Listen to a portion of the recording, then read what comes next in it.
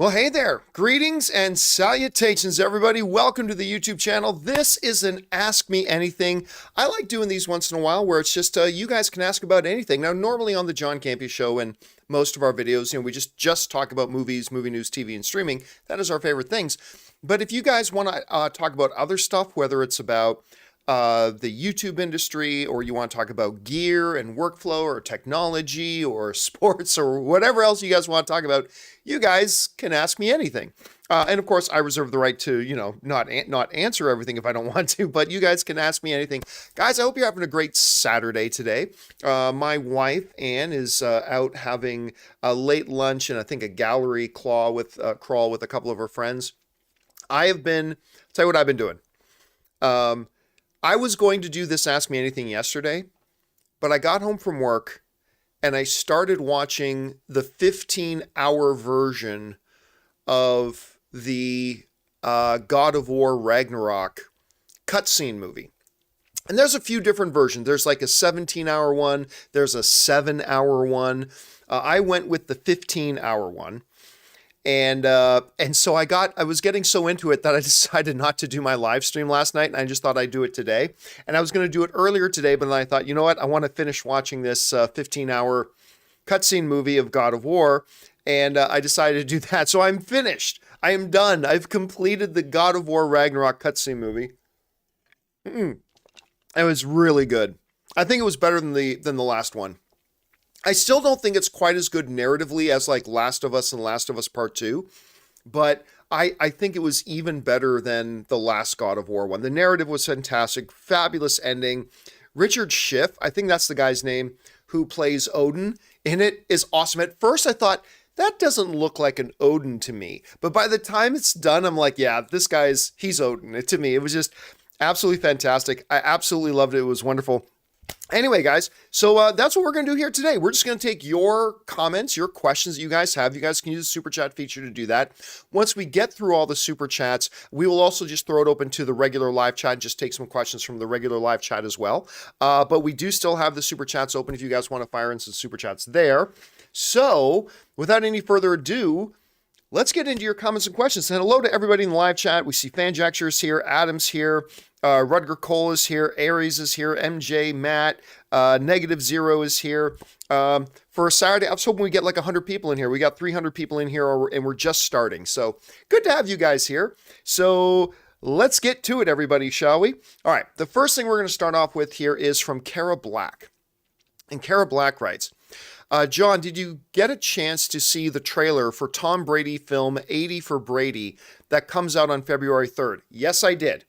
So for those of you who don't know, there's this movie coming out called 80 for Brady, and it's like an all-star cast. I mean, it's Moreno, it's Lily Tomlin, it's Jane Fonda, it's not Meryl Streep. Who played Aunt May?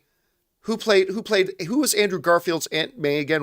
Sally Field as these, and I guess it's based on a true story about this group of women who are all like at or around 80 years old, and they decide to make a trip to the Super Bowl to see Tom Brady's last Super Bowl as a New England Patriot.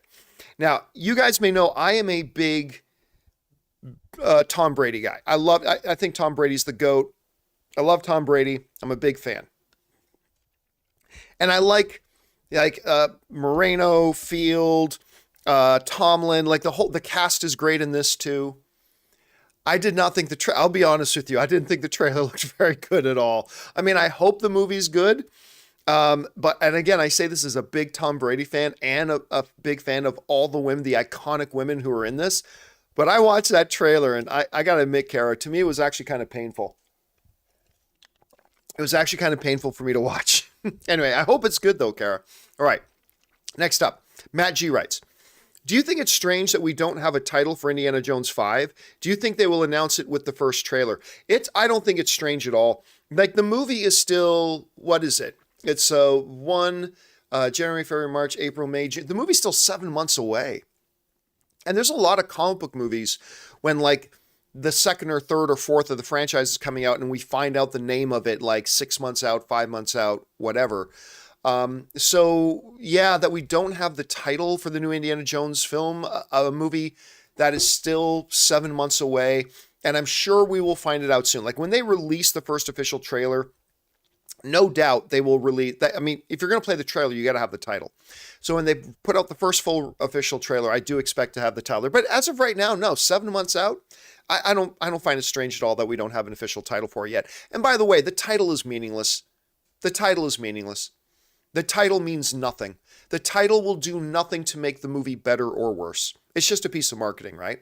And 7 months out, yeah, I still don't think it's all that strange right now, Matt. And now if we get to 2 months out and we still don't have a title, Matt, then we might have an issue. All right, D-Train writes, one of two. You said that Indy 5 won't be like Top Gun Maverick next year. I don't know, man. We never expected Top Gun to make 1.5 billion, that should say, including yourself. Yeah, nobody thought Top Gun was going to make 1.5 billion. So you could be wrong about Indy. Yes, the last one sucked, but so did the Star Wars prequels and Jurassic Park sequels. And we all know how The Force Awakens and Jurassic World turned out. They made big money. Well, yeah, but here's the thing, D-Train. By saying that any movie can come out and make $1.5 billion, right? Like there's really no similarity between the Indiana Jones franchise and the Top Gun franchise. Like with Top Gun, there was one movie and they never made a sequel to it over 30 something years ago, right? And so there was that. With Indiana Jones, it's a completely different thing. So let me just look that up. Kingdom of the Crystal Skull. Let's see. How did that do? Because so the last one that came out, because you had the original, like it would be more similar if Raiders of the Lost Ark came out and there was never a sequel. Well, then you can start comparing it to something like Top Gun. But Top Gun, I mean, no Indiana Jones films have made $1 billion. The last Indiana Jones film that came out was $790 million. So it was big. It made big money, especially for the era that it came out in. But it was not particularly beloved and it was not particularly liked. So is it possible that the next Indiana Jones film can be $1 billion film? Of course it's possible. In the same way that any movie that comes out, it's possible it could hit $1 billion. Any movie coming out could maybe make $1 billion. Sure. But, is it likely to happen? And I would look at the Indiana Jones situation where it's had a bunch of sequels. We've got Harrison Ford playing Indiana Jones at 80 plus years old.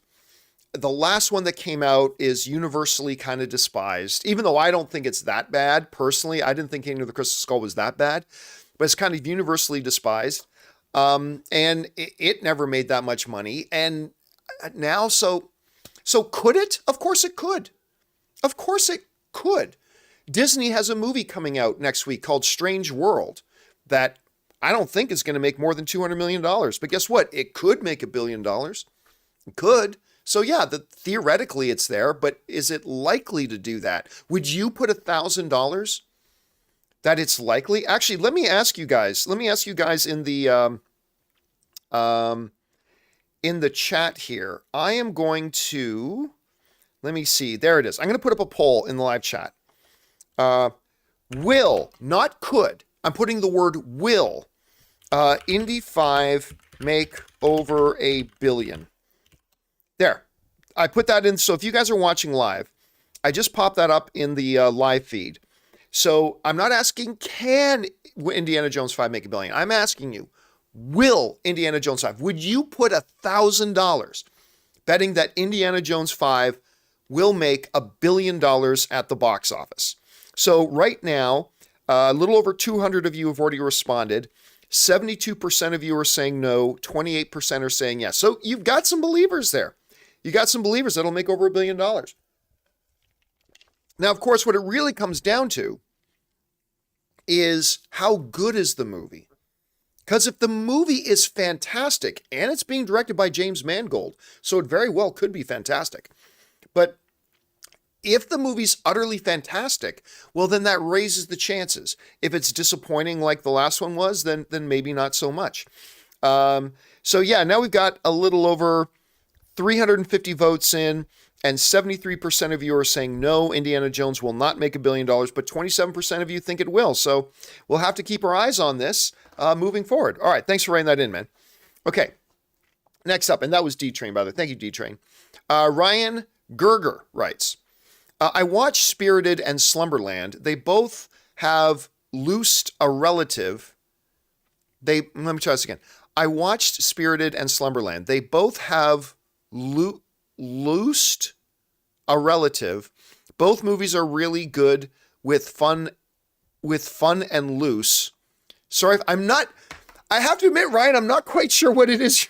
I'm not quite sure what it is you're asking. They're both really good with fun and loose. Do you mean fun and loss? I'm going to guess you mean fun and loss. Okay, so anyway, Spirited, of course, is that new Will Ferrell, Ryan Reynolds movie that's on streaming right now. It's the Christmas movie. It's a Christmas Carol version of it. And then Slumberland is that Jason Momoa one. I haven't watched either yet. Ann and I were going to sit down and watch Spirited, but we decided we were getting ready to watch it, and we were like, you know what? It's the middle of November. Do we really want to sit and watch a Christmas movie right now? And we decided, no, we're going to save Spirited until it's at least December. We're going to wait until it's at least December. So that's what we're going to do. But as far as Slumberland goes, I haven't seen a single frame of it. I haven't even watched a trailer for it, even though I'm a big Jason Momoa fan. So we'll see. I'll keep my eyes open, though, for it, Ryan. Thanks for sending that in. Okay, next up. Ethan Holgate writes, hey, John, out of curiosity, when you worked at Collider, were you friends with Stephen Weintraub? I really like the interviews and Q&As he does with actors and directors. Apologies if not, or if there's beef. Okay, let me say this. My mama taught me that if you don't have something nice to say about somebody, don't say anything.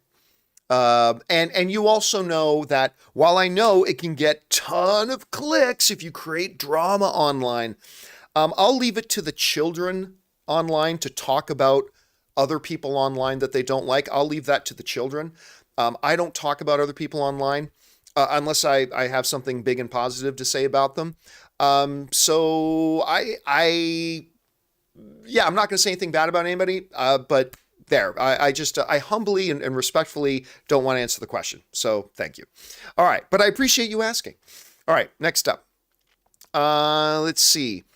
Where are we at here? Chris Martin writes, I'll be watching Captain America Civil War for the first time this coming weekend. Nice.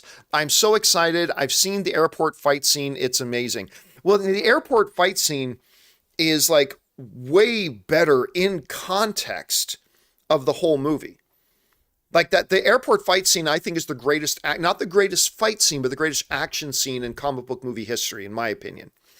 I think the greatest fight scene is the Shang-Chi bus fight scene, but I think the overall best action scene ever in a comic book movie is that fight scene. But it's much better when you watch it in context of the movie. And I think Civil War is a top 5 best comic book film of all time. I've said that for a long time. It's absolutely phenomenal, and I'm kind of jealous that you get to watch it for the first time. I'm very excited you get to watch it for the first time. All right, next up.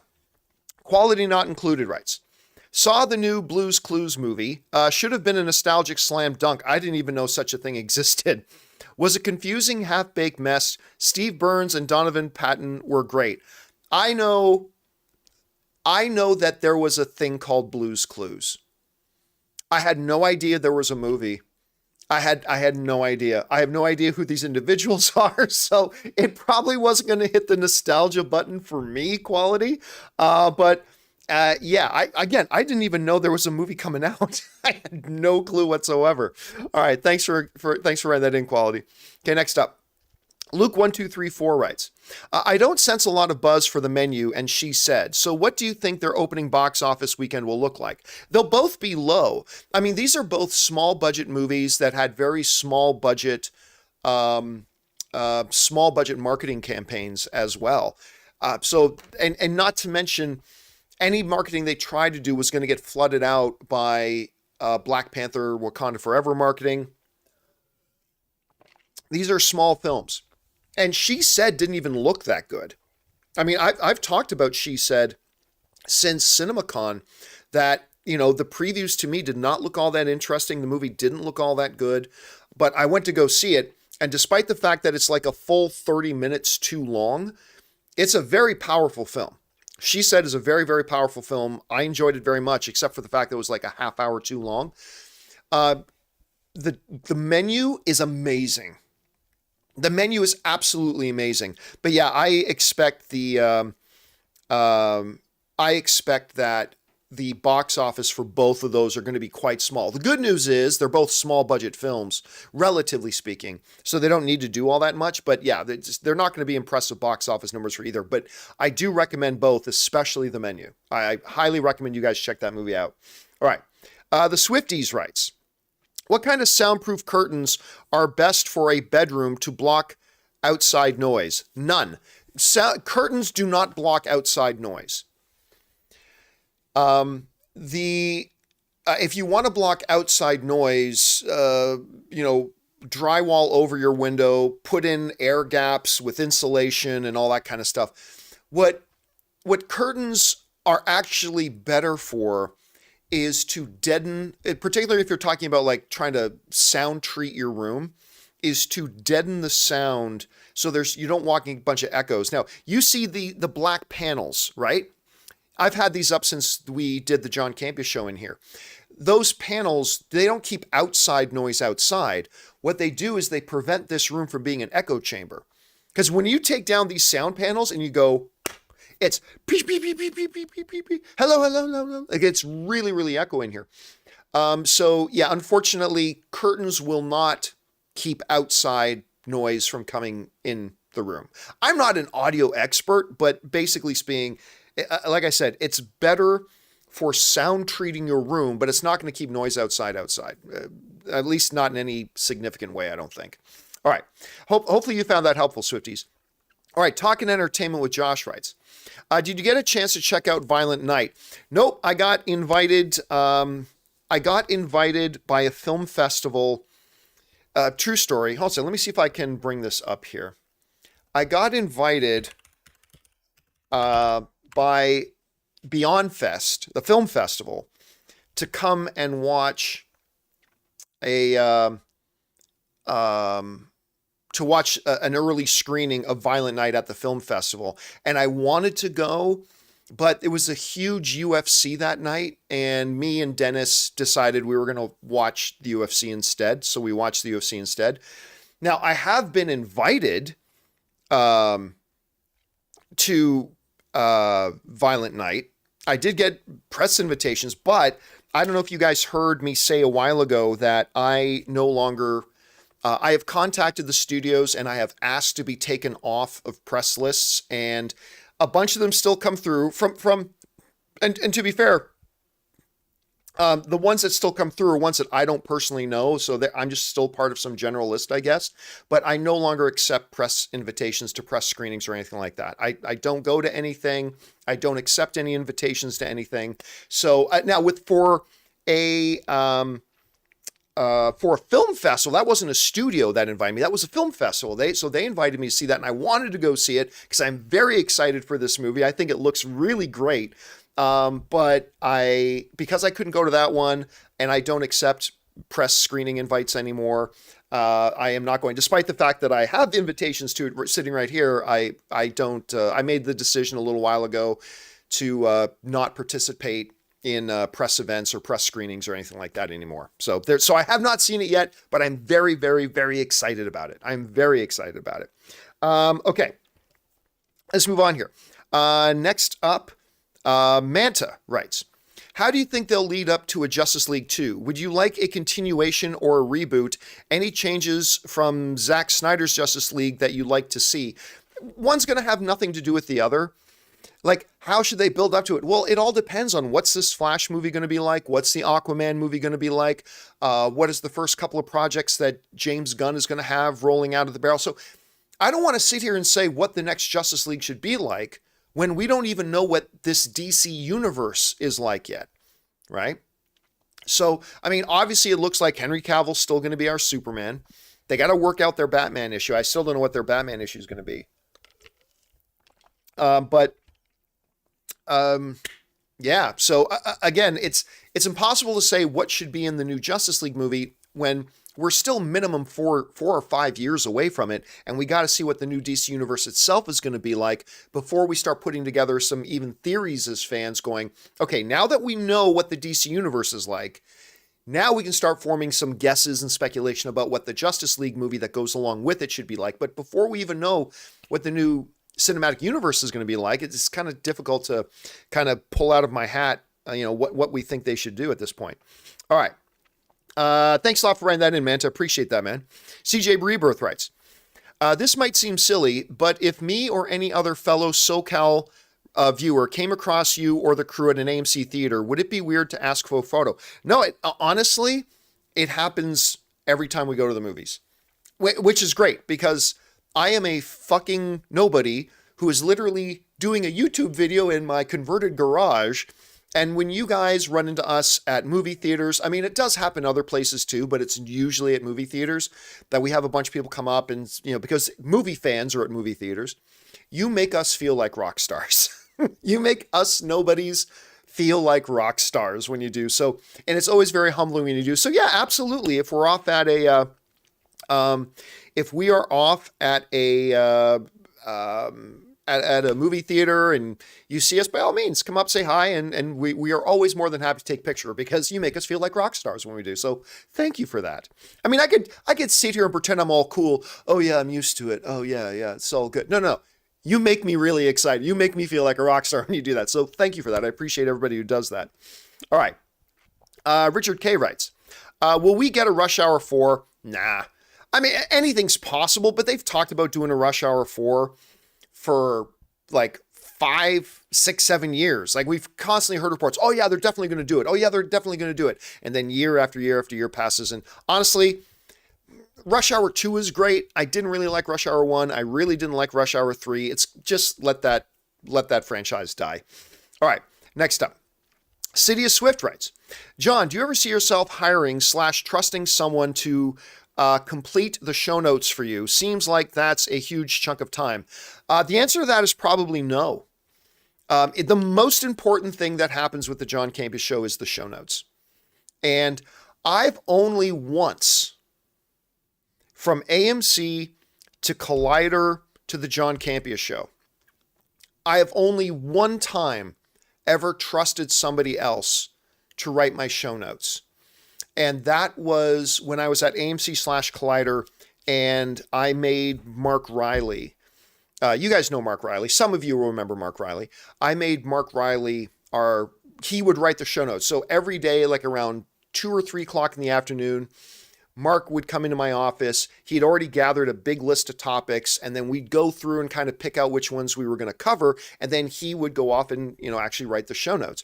He's the only guy ever really, that I ever really trusted to do that. So it's kind of the most foundational thing. So as long as I'm doing the John Campea Show, I will probably be the one to write the show notes, even for the episodes I'm not on. So like days I'm not on the show, I still write the show notes. I write the show notes even if I'm on vacation, even if I'm away for the weekend, even if I'm homesick. I write the show notes and then send the show notes out to everybody, and then they will do the show without me. But yeah, that's just that. Maybe that's me being a little too precious with it, but it is what it is. All right, thanks for that, Sidious. Next up, Saudo Hassan writes, did you see Disenchantment? No, I did not. If so, what are your thoughts? Should MCU be worried to see that Black Panther 2 will drop over 60% in the second weekend? No, we talk about this all the time. Like, for a normal movie, you want to see your movie drop between 50 and 60%. Any less than a 50% drop, and that's like awesome. Any more than 60%, you get a little bit worried. But that rule does not apply when you talk about movies that open to like 130, 140, 150, 170, 180, $200 million. When you have movies that open up that big, that means everybody's already gone to see it. And so you can expect a larger than normal second weekend drop-off. For example, Spider-Man No Way Home had over a 70% drop-off from week 1 to week 2. That movie made over $2 billion. But of course, it made over $200 million on its opening weekend, right? And it went on to make over $2 billion. So when you have something like Black Panther that opened to over $180 million, you expect it to have over a 60% drop because so many people have already seen it. So no, they're not worried even in the slightest. Because remember, put it this way, they're forecasting right now, and it might be a little bit more, it might be a little bit less, but they're forecasting right now that Black Panther is going to make about $70 million this weekend, its second weekend. That means that the second weekend of Black Panther will make more money than Black Adam made in its first opening weekend. So you can't complain about that. Like, that's great. When your second weekend does better than the first weekend of a Dwayne "The Rock" Johnson superhero movie. By the way, I like Black Adam very much. That says a lot. So no, they're not worried about that even a little. Not even a little. All right. Next up, Murray Reich writes, saw The Fabelmans this past week. It is literally not playing anywhere near me. I think it opens up a little bit more wide next week, but I'm very excited to see it. I saw The Fabelmans this past week, and I thoroughly enjoyed it. It was a bit long, but it was amazing seeing Spielberg's life through the fictional family in the film. M. Williams and Paul Dano performances were great. Yeah, listen, Murray, there is a whole bunch of people saying right now that this is the movie that's the movie to beat for Best Picture of the Year. Now, whether that works out to be true or not, we don't know. But a lot of people think that The Fabelmans is the movie to beat for Best Movie of the Year. And I'll tell you what, I'm so glad you wrote in and told me you liked it. Steven Spielberg, greatest filmmaker of all time. I'm very, very excited to see this film. And with all the awards it's getting on the festival circuit, you know it's going to be a front runner when it comes to Oscar time. Anyway, thanks for writing that in, Murray. Thanks for sharing your perspective, man.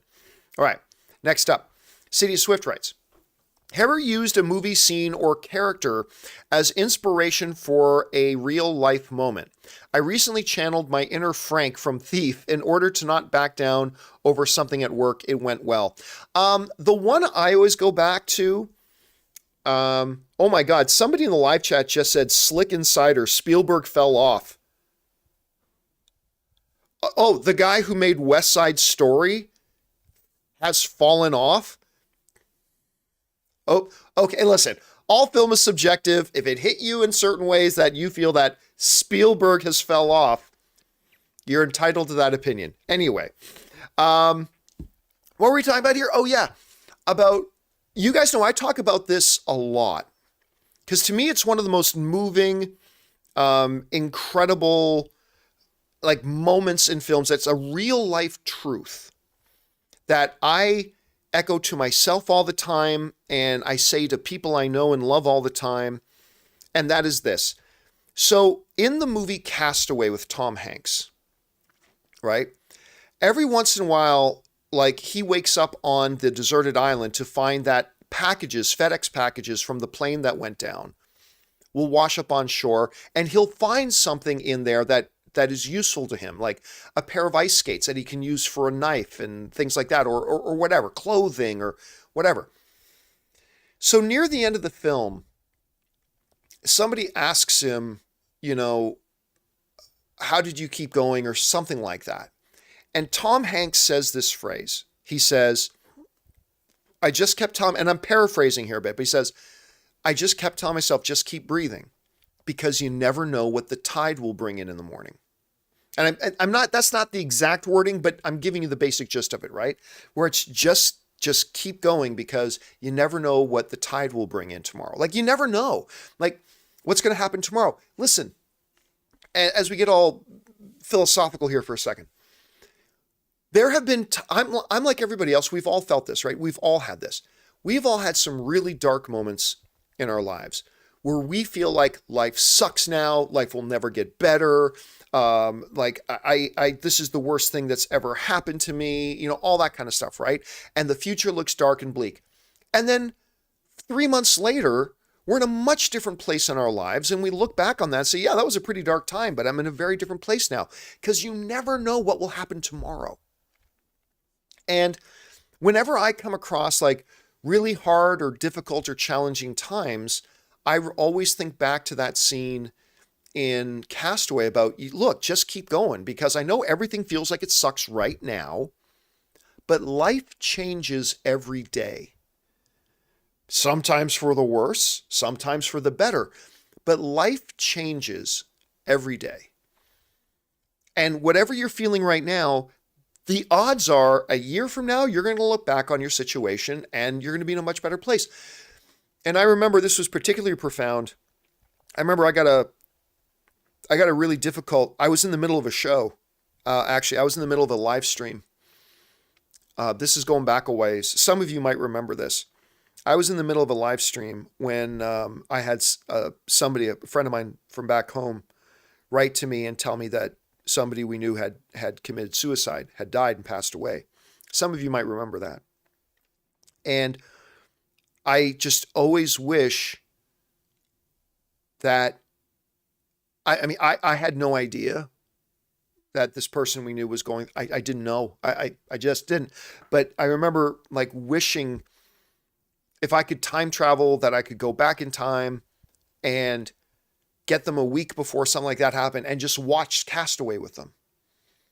Like, I wish I could say to them that no matter how dark things feel right now, you never know what's going to wash up on the beach tomorrow. You never know how life is going to change a week from now, a month from now, a year from now.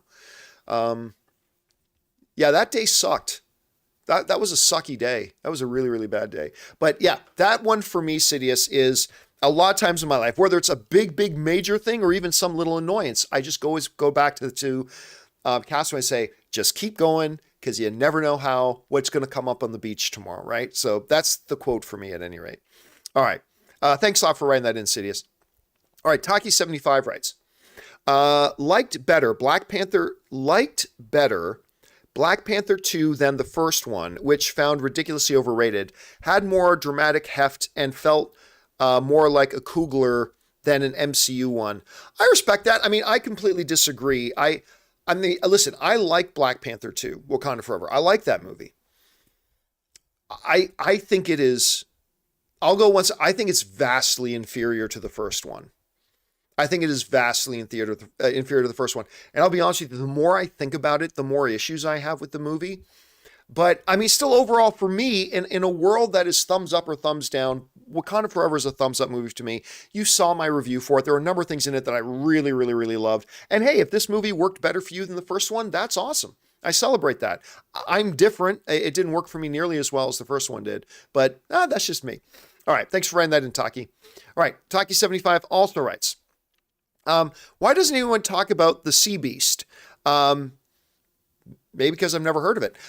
Sea Beast, it's one of the best Netflix originals, 94% on Rotten Tomatoes, and one of the best animated films of the year. I've never heard of it.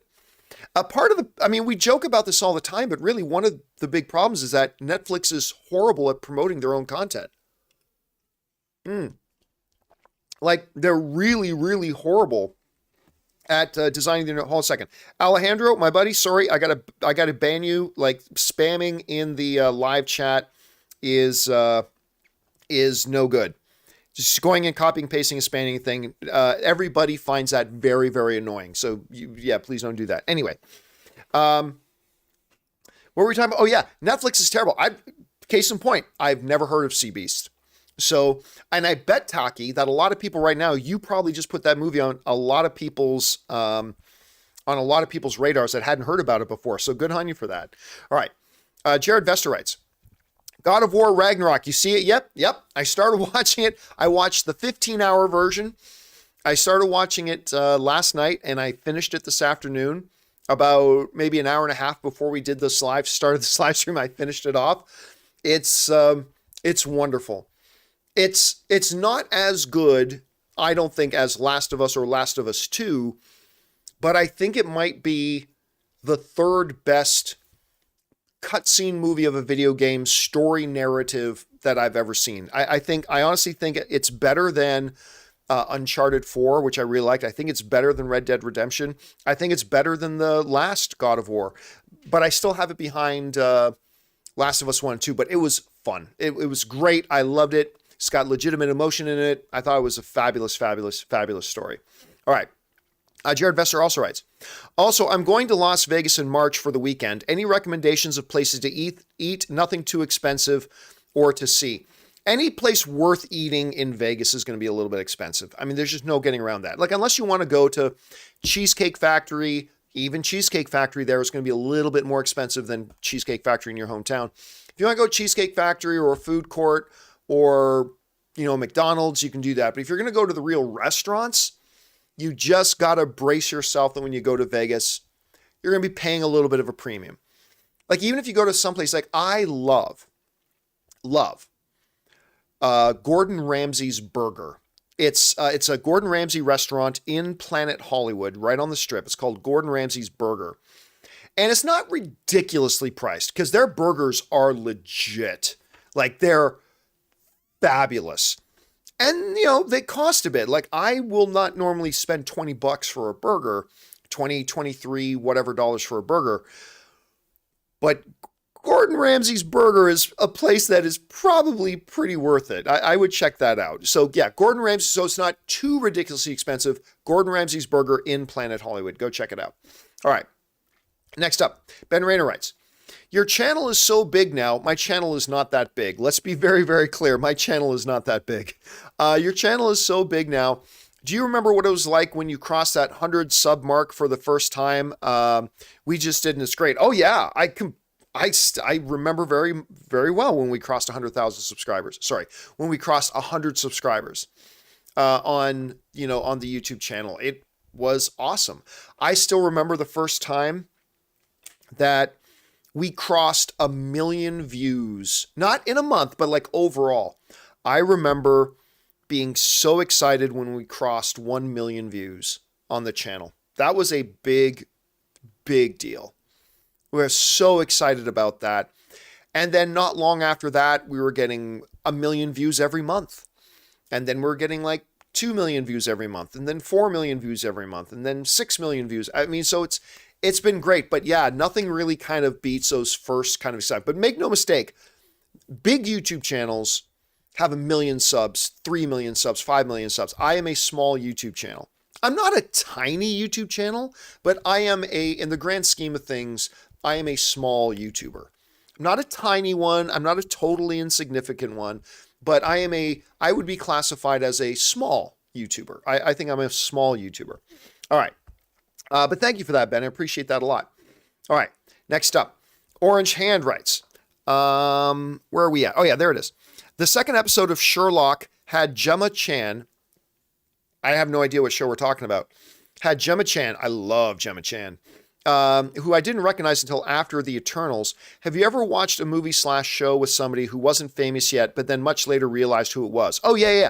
I mean, I couldn't tell you any off the top of my head right now, but I love that when I go back and watch like an old favorite movie of mine, right?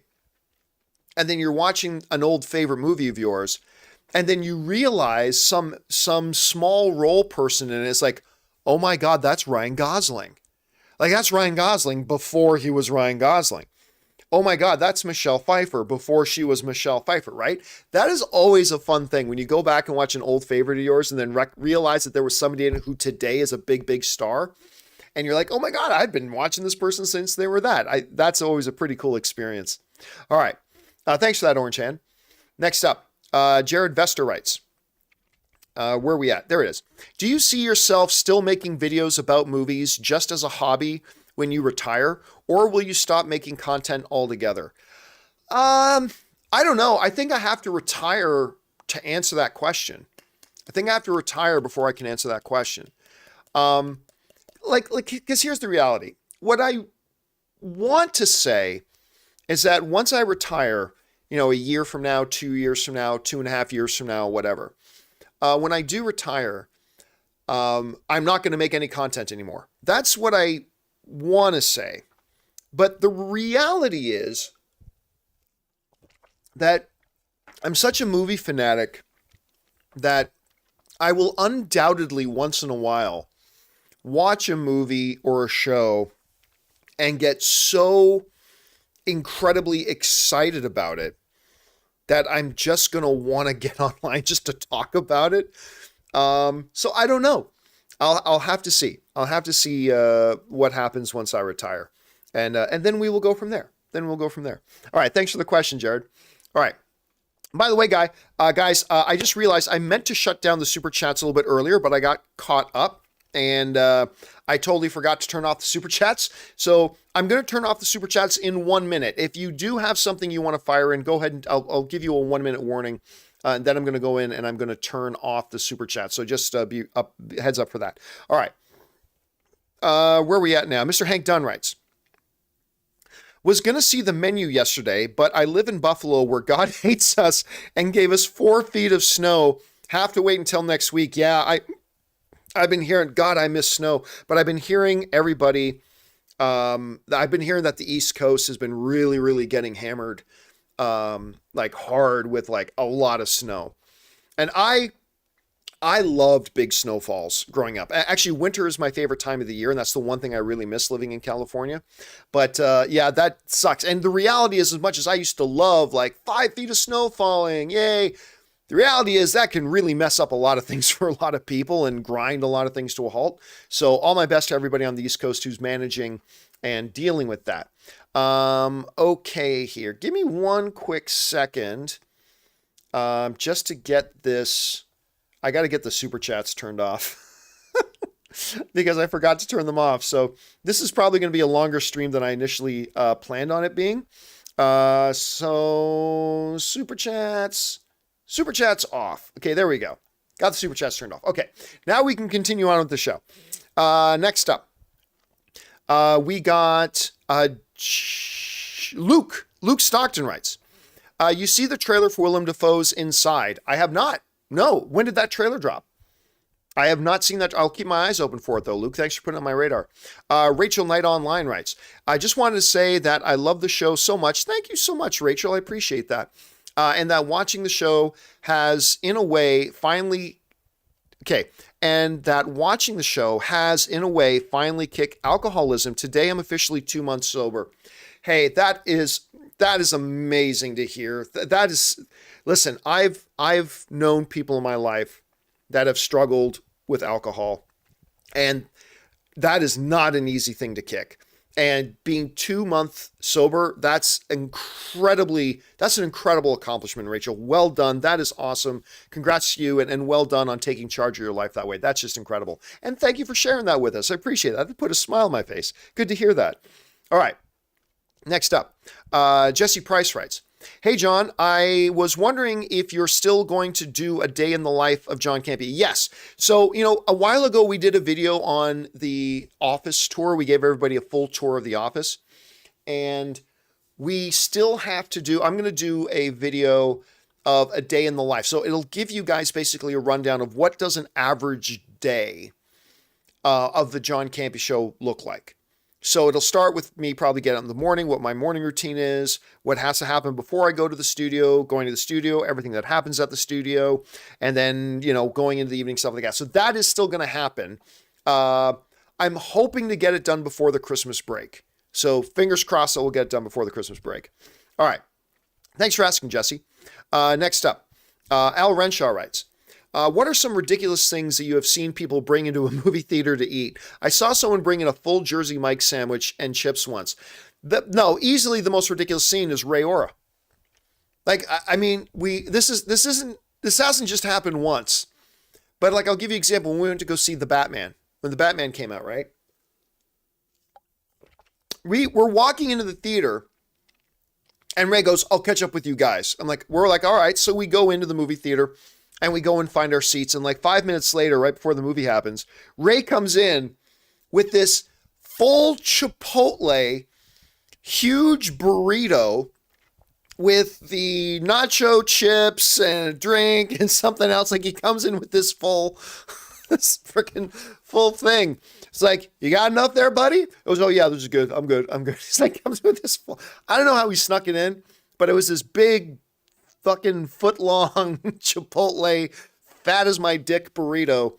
That was just, I've never seen anybody bring something like that in. So yeah, that would be the most ridiculous thing. It was Ray Ora bringing in the most ridiculous thing that I've seen somebody bring in to the thing there. All right, that was Al.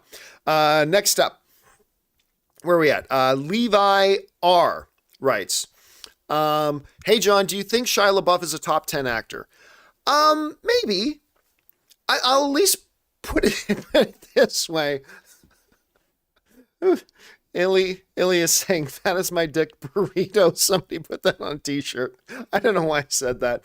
Anyway, I will, I'm not going to sit here and put together a top 10 list of actors in my head right now and see if Shia's on that list. I will say this. I think Shia is at least in the conversation. At minimum, I would say Levi is at Shia LaBeouf, who is he may be a few crackers short a full box, but he's a remarkable talent. Whatever else you say about Shia LaBeouf, you cannot take away from the fact that he is a singular talent. Like, he is really, really remarkable. So I would say he's at least in the conversation. I'd say he's at least in the conversation for that. Okay. Next up, that was Levi. Next up, Al Renshaw writes, if Super Mario Brothers is good, do you think they will move forward with a sequel / spin-offs like Donkey Kong / Peach, maybe even leading into Super Smash Brothers? I mean, listen, winning cures everything. I mean, when something is super, super successful, it opens up. Look, the Joker was never supposed to have a sequel. Joker was supposed to be a one and done movie, period. But when it made $1 billion at the box office and was nominated for Best Picture and won Joaquin Phoenix Best Actor at the Academy Awards, that changes things, right? So yeah, I mean, if the Super Mario Brothers is not just good, it can't just be good, it has to be amazingly successful. But if the Super Mario Brothers movie is amazingly successful, makes $600 million at the box office, whatever, then yeah, they're going to talk about sequels and spin-offs just like what they would with any other franchise, for sure. All right, thanks for writing that in, Al. Next up, Lord Merlin writes, give us a rundown of the Chris Hemsworth situation. I really don't know anything about the Chris Hemsworth situation, so I can't. Somebody said he said something about they discovered he's got the gene that makes him predisposed to maybe getting Alzheimer's, but that they didn't say he actually has Alzheimer's. So honestly, I don't know. I don't really read too much into the personal life of actors and stuff like that. All right. Dumbrodor writes, even though Zaslav has already named his CEOs and chairman for DC Studios, do you think he will still try to entice Kevin Feige to come over to Warner Brothers Discovery? In a few years, yeah. Again, listen, I file this under tinfoil hat conspiracy theory. There is nothing to base this on. But if you want to be a conspiracy theorist, who's one of Kevin Feige's biggest allies in the entertainment business? James Gunn. James Gunn was kind of becoming Kevin Feige's de facto right-hand man for the whole galaxy element of the MCU and all that kind of stuff. So maybe James Gunn comes over, gets the ship right, gets the living room in order, gets everything just right, and then in 3 years, 4 years, when Kevin Feige is done with Avengers, Secret Wars, then maybe comes over. But here's the reality, though. There was a time when I really thought Kevin Feige would leave, maybe go over to DC, but the reality is, in career terms, that's just a lateral move. Like going from running Marvel to just running DC, that's just a lateral move. It's the same position. I think the next job Kevin Feige takes is a bigger job. So it's actually like not running just comic book movies or something, but I think he's running a studio. He's either becoming like a full studio president. John, Marvel is a studio. Yeah, but you know what it's a sub studio under Disney. I think he's becoming like a president of Paramount Pictures or something like that. I think Kevin Feige's next move is an upward move, not a lateral move. So, but you never know. Crazier things have happened when you get offered lots and lots and lots and lots of money. All right.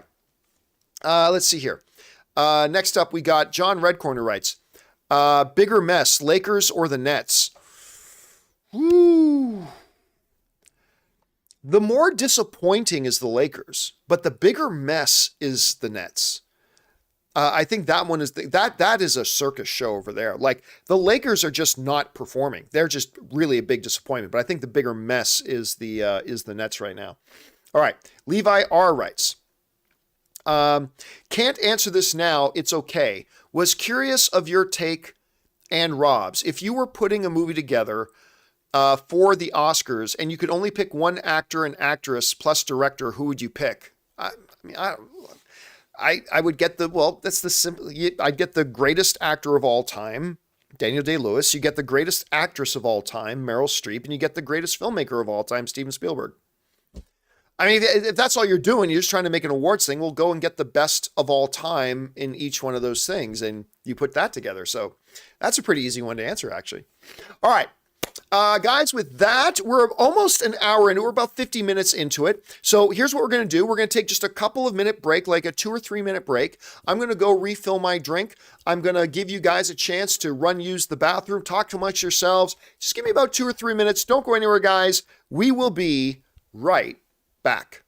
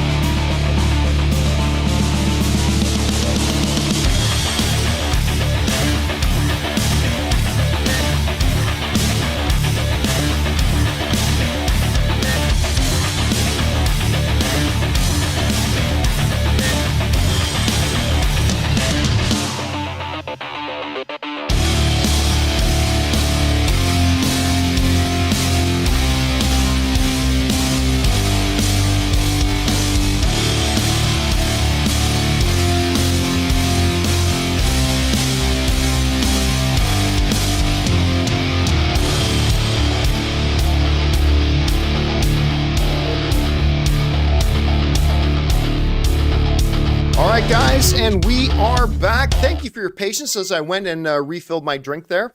So let's keep on going here, shall we? Where did we leave? We left off with Levi, so we're at John Redcorn, who writes, while Wakanda Forever is box office-wise a win, will Disney still be disappointed if it doesn't make $1 billion? No. After all, the first one did make $1.3 billion. Yeah, no. They're not going to be disappointed if it doesn't make over $1 billion for a couple of reasons. One, that only a couple of movies can get anywhere near that kind of dollar figure right now. So there's that. But here's the big thing. If Black Panther Wakanda Forever can get to $800 million, you take that as a huge win, because one of the things that I have said for a very, very long time, that one of the struggles Black Panther Wakanda Forever, this is long before any of us ever saw it, but I said one of the struggles they're going to have is that, yeah, the first movie made $1.3 billion. Yeah, but guess what? Guess what this movie doesn't have? The main character. The main character is not there anymore. And your main star isn't there anymore. So it's great that the first one made $1.3 billion. That's great. But you don't have your main star and you don't have your main character anymore. How much money do you think the next Joker movie would make if Joker wasn't there and Joaquin Phoenix wasn't playing it?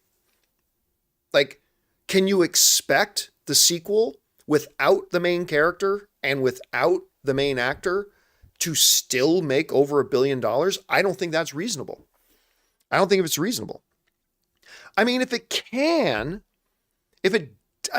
does make $1 billion, they got to pop bottles and go crazy. But no, I think it would be, I think it's unrealistic to expect that this movie would to make an expectation. I mean, you can believe it'll hit $1 billion. That's reasonable. But to have an expectation that you'd be disappointed if it didn't hit $1 billion after the fact that this is a sequel that doesn't have your main character and doesn't have the main actor, that's a tall order. So I think This movie is doing incredibly well given the circumstances, and I think whatever it ends up with, I think they'll be happy with. And even if that doesn't end up being over $1 billion. Not to mention, didn't the first one get a China release? Didn't the first Black Panther get a Chinese release and a Russian release? Well, guess what? China and Russia aren't on the board anymore. So yeah, no, to put it more simply, no. If Black Panther Wakanda Forever does not make $1 billion, I do not think Disney can be disappointed with that. I think they got to be realistic that the cards are stacked against them, even though it is still very possible they could. All right. Next up. Who was it? That was John Record. Next up, Jesse the Savage writes, thanks to you, I'm watching Yellowstone and I'm halfway through season 2. Nice. Yellowstone to me is the best show on TV. The best show on TV. Succession is certainly in the discussion as well. There's one or two others, but for me personally, Yellowstone is the best thing on TV. Best thing on TV. And I'm so glad you got into it, man. It's absolutely awesome. All right. You know what's funny? Another show that I watch is I don't watch any of the Chicago, like Fire, Chicago Med. I don't watch those shows, but I do watch Chicago PD. And they've had one of the stars of Yellowstone as an ongoing villain in the show this season, which has been kind of interesting to see. All right. Anyway, next up. Well, thanks for that, Jesse. Fanjecture writes, after Black Panther Wakanda Forever, I kind of want a Lake Bell action movie. I'm not going to lie to you. Straight up. Lake, if you're watching, and my wife Ann knows this, she's totally cool with it. Oh my God, I love Lake Bell. I love Lake Bell. Lake Bell is not in enough stuff. Her movie In a World was like kind of one of the inspirations of me doing my movie, my documentary on movie trailers. Her movie In a World is fantastic. She also stars with Jason Sudeikis in a highly underrated comedy called A Good Old Fashioned Orgy. I'm not making that up. It's a real movie. It actually had a theatrical release. And it's wonderful. It's a wonderful little comedy. Totally flew under a lot of people's radars, I think, because of the title. But anyway, I love Lake Bell very, very much. I would watch Lake Bell in anything. I love her. All right. Next up. Thanks for that, Fanjecture. Mace Sun writes, what do you think of Tom Holland as an actor? I think he's a very good actor. I think I need to see him do more. Like, I thought he was pretty good in Uncharted, although I didn't think Uncharted was great, but I thought he was pretty good in it. I really like him as Spider-Man, and he did that one, what's it called? Cherry, that I did not think was great, but his performance was quite good. But I just need to see him do more, but I like him. I generally really like Tom Holland. All right. Mars73 writes, hey, John, will you be watching the World Cup? A bit of it. I'll definitely watch the Canadian games, but Italy's not in it. And if Italy's not in the World Cup, I lose 80% of my interest. But Canada, I mean, we're going to get blown out. Canada is not a soccer power, but I will watch whatever games Canada plays in. All right. Dwayne Cinema writes, given the released pictures teased from Indy 5, could we potentially get a teaser by this coming week? Yes. I would say with Empire Magazine putting out their covers, when Empire Magazine or Vanity Fair or one of these other trades like does a big cover story, whatever, it's usually pretty imminent that a trailer comes. So I would say 75%. I say 50% chance we get an Indy 5 trailer, the official Indy 5 trailer, by Tuesday. I think 75% chance we get a trailer by Friday. And by the way, I wouldn't have said that before because it's still like 6.5 months out. I think it's too early to drop a trailer, but they already dropped the one at Comic-Con. It's got out online, so people have seen leaked versions of it. So yeah, I think by the end of this week, I think we're going to get the Indy 5 trailer. All right. Let's see here. Thanks for that, Dwayne. Next up, we got Lombardo Mendez who writes, overall, do you think Hollywood is pretentious? No. That's like saying, in general, do you think people are mean? Some people are mean, some people aren't mean. In general, do you think Americans are lazy? Some Americans are lazy, some Americans aren't lazy. Do you think Hollywood is pretentious? Well, some people in Hollywood are pretentious. A lot of the people aren't pretentious. So generally speaking, no, I don't think you can paint anything with that big, broad of a brush, to be honest with you. All right, thanks for writing in, Lombardo. Next up, Daldar writes, Hey, John, thanks for being one of the only pop culture channels that don't have me going, Thanos was right, and keeping things positive. You're the best. Well, appreciate that. Thank you, man. Listen, here's the thing. I obviously have things I don't like, right? Like, get me talking about Bob Chapek. I don't know Bob Chapek personally. For all I know, he's a very, very nice individual, but I am not a big fan of the way he has run Disney. I'm not a big fan of the way Disney itself is running its business right now. All that. So there are movies I see like Joe Coy's Any Given Sunday. Joe Coy's my favorite comedian in the world, but I hated that movie. So I'm going to say, I'm going to have things I don't like. Every once in a while, an Ezra Miller thing will go off. You know what? Here's the thing. I was thinking about this. Don't be surprised if we do this on the show on Monday. You know how on a lot of workplaces, they'll have, it has been 18 days since a work-related accident has happened. Do you guys have that in your workplace? You know what I'm talking about? It's been, 123 days since we've had a work-related accident, right?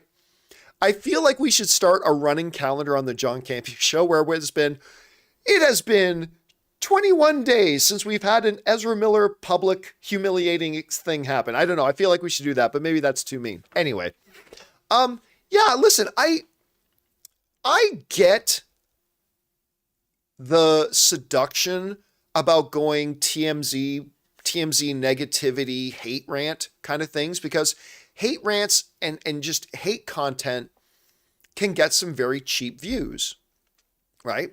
And it's easy.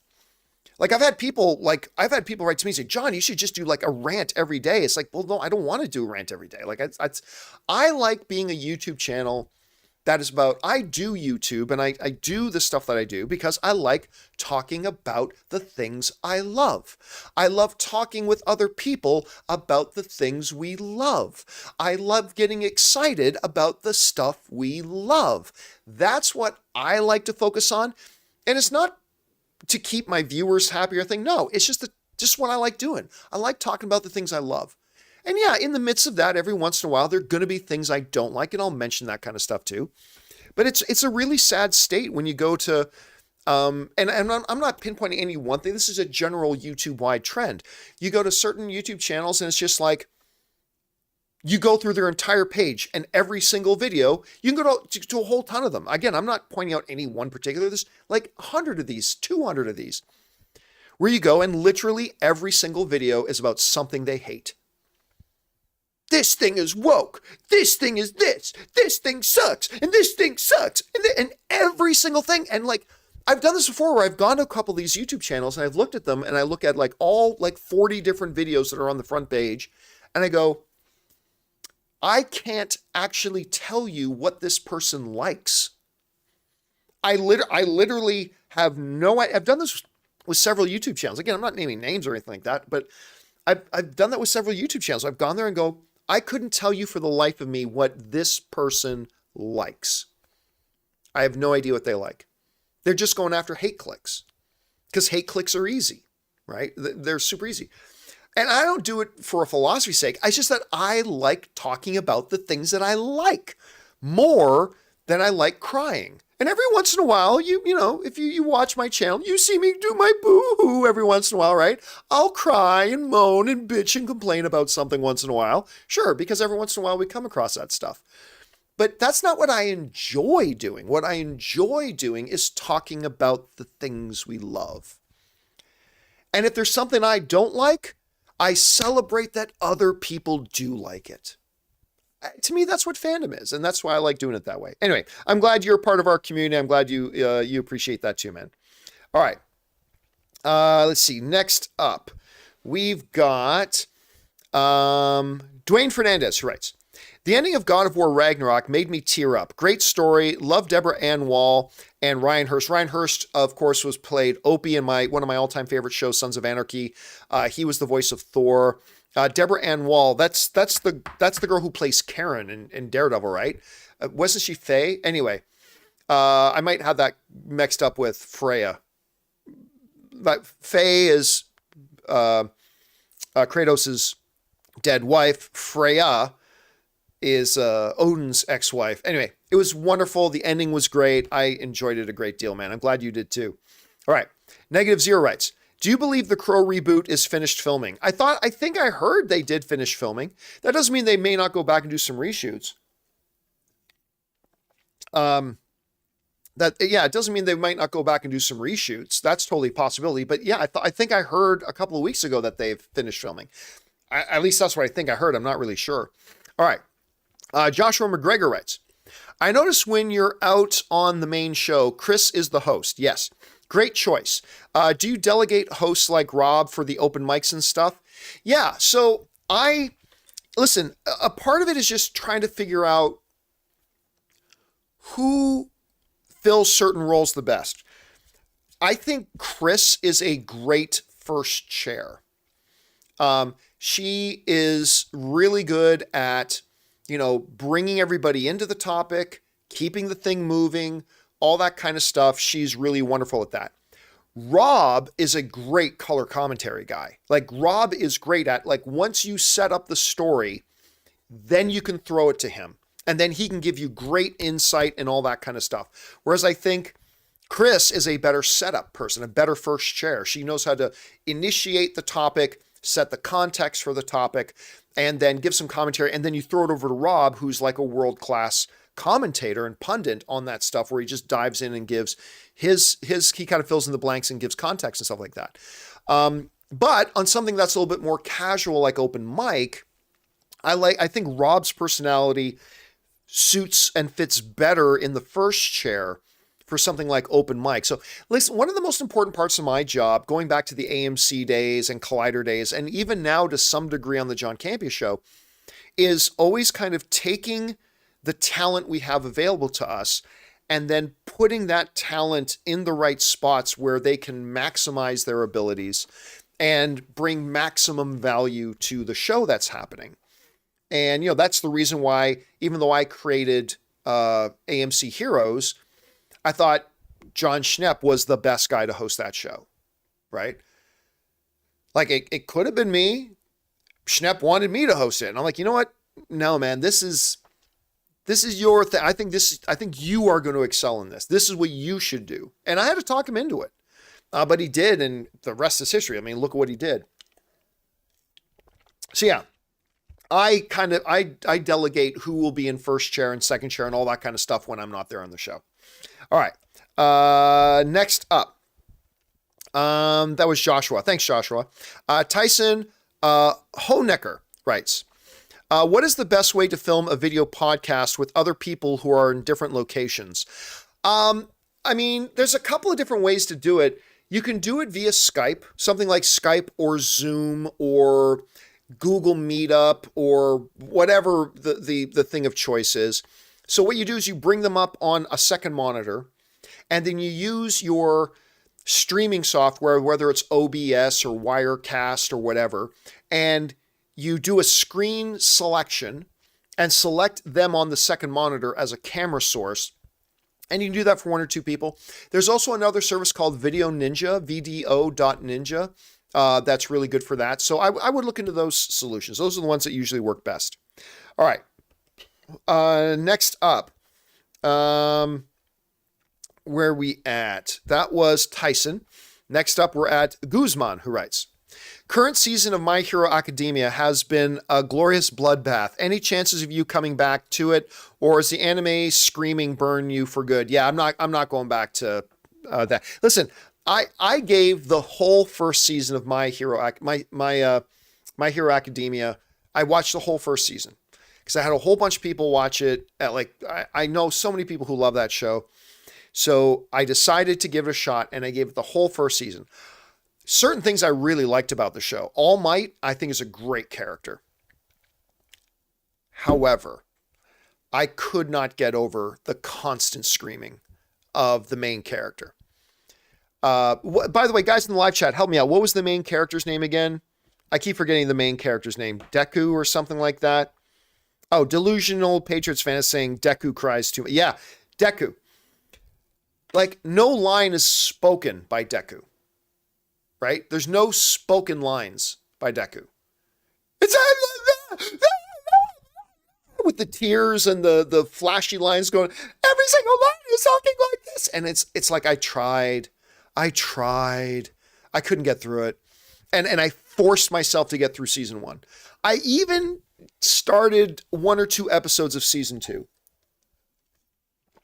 But I couldn't take it. I was like, even though I love the All Might character and the whole all for one and one for all and all that kind of stuff was very, very interesting mythology, I was just like, I just can't take it. I hate the main character, and I can't watch a show where I hate the main character. So yeah, probably not going to be getting back into a Guzman, but I'm glad you're enjoying it, man. I'm glad that a lot of people are enjoying that show. All right, next up, Chris McIntyre writes, do you have a particular favorite president character in movies? I go with an underrated James Garner / Jack Lemmon in My Fellow Americans. There's a couple that I really like. I mean, in TV, it's obviously Charlie Sheen's character, or Martin Sheen's, not Charlie Sheen, Martin Sheen's character in West Wing is like the best fictional president of all time. Michael Douglas in American President is also really, really good. I like that one a lot.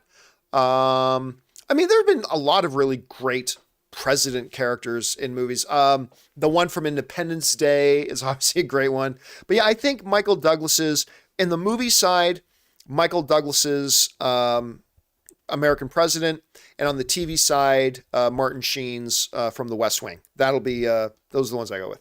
All right. Next up, thanks for that, Chris.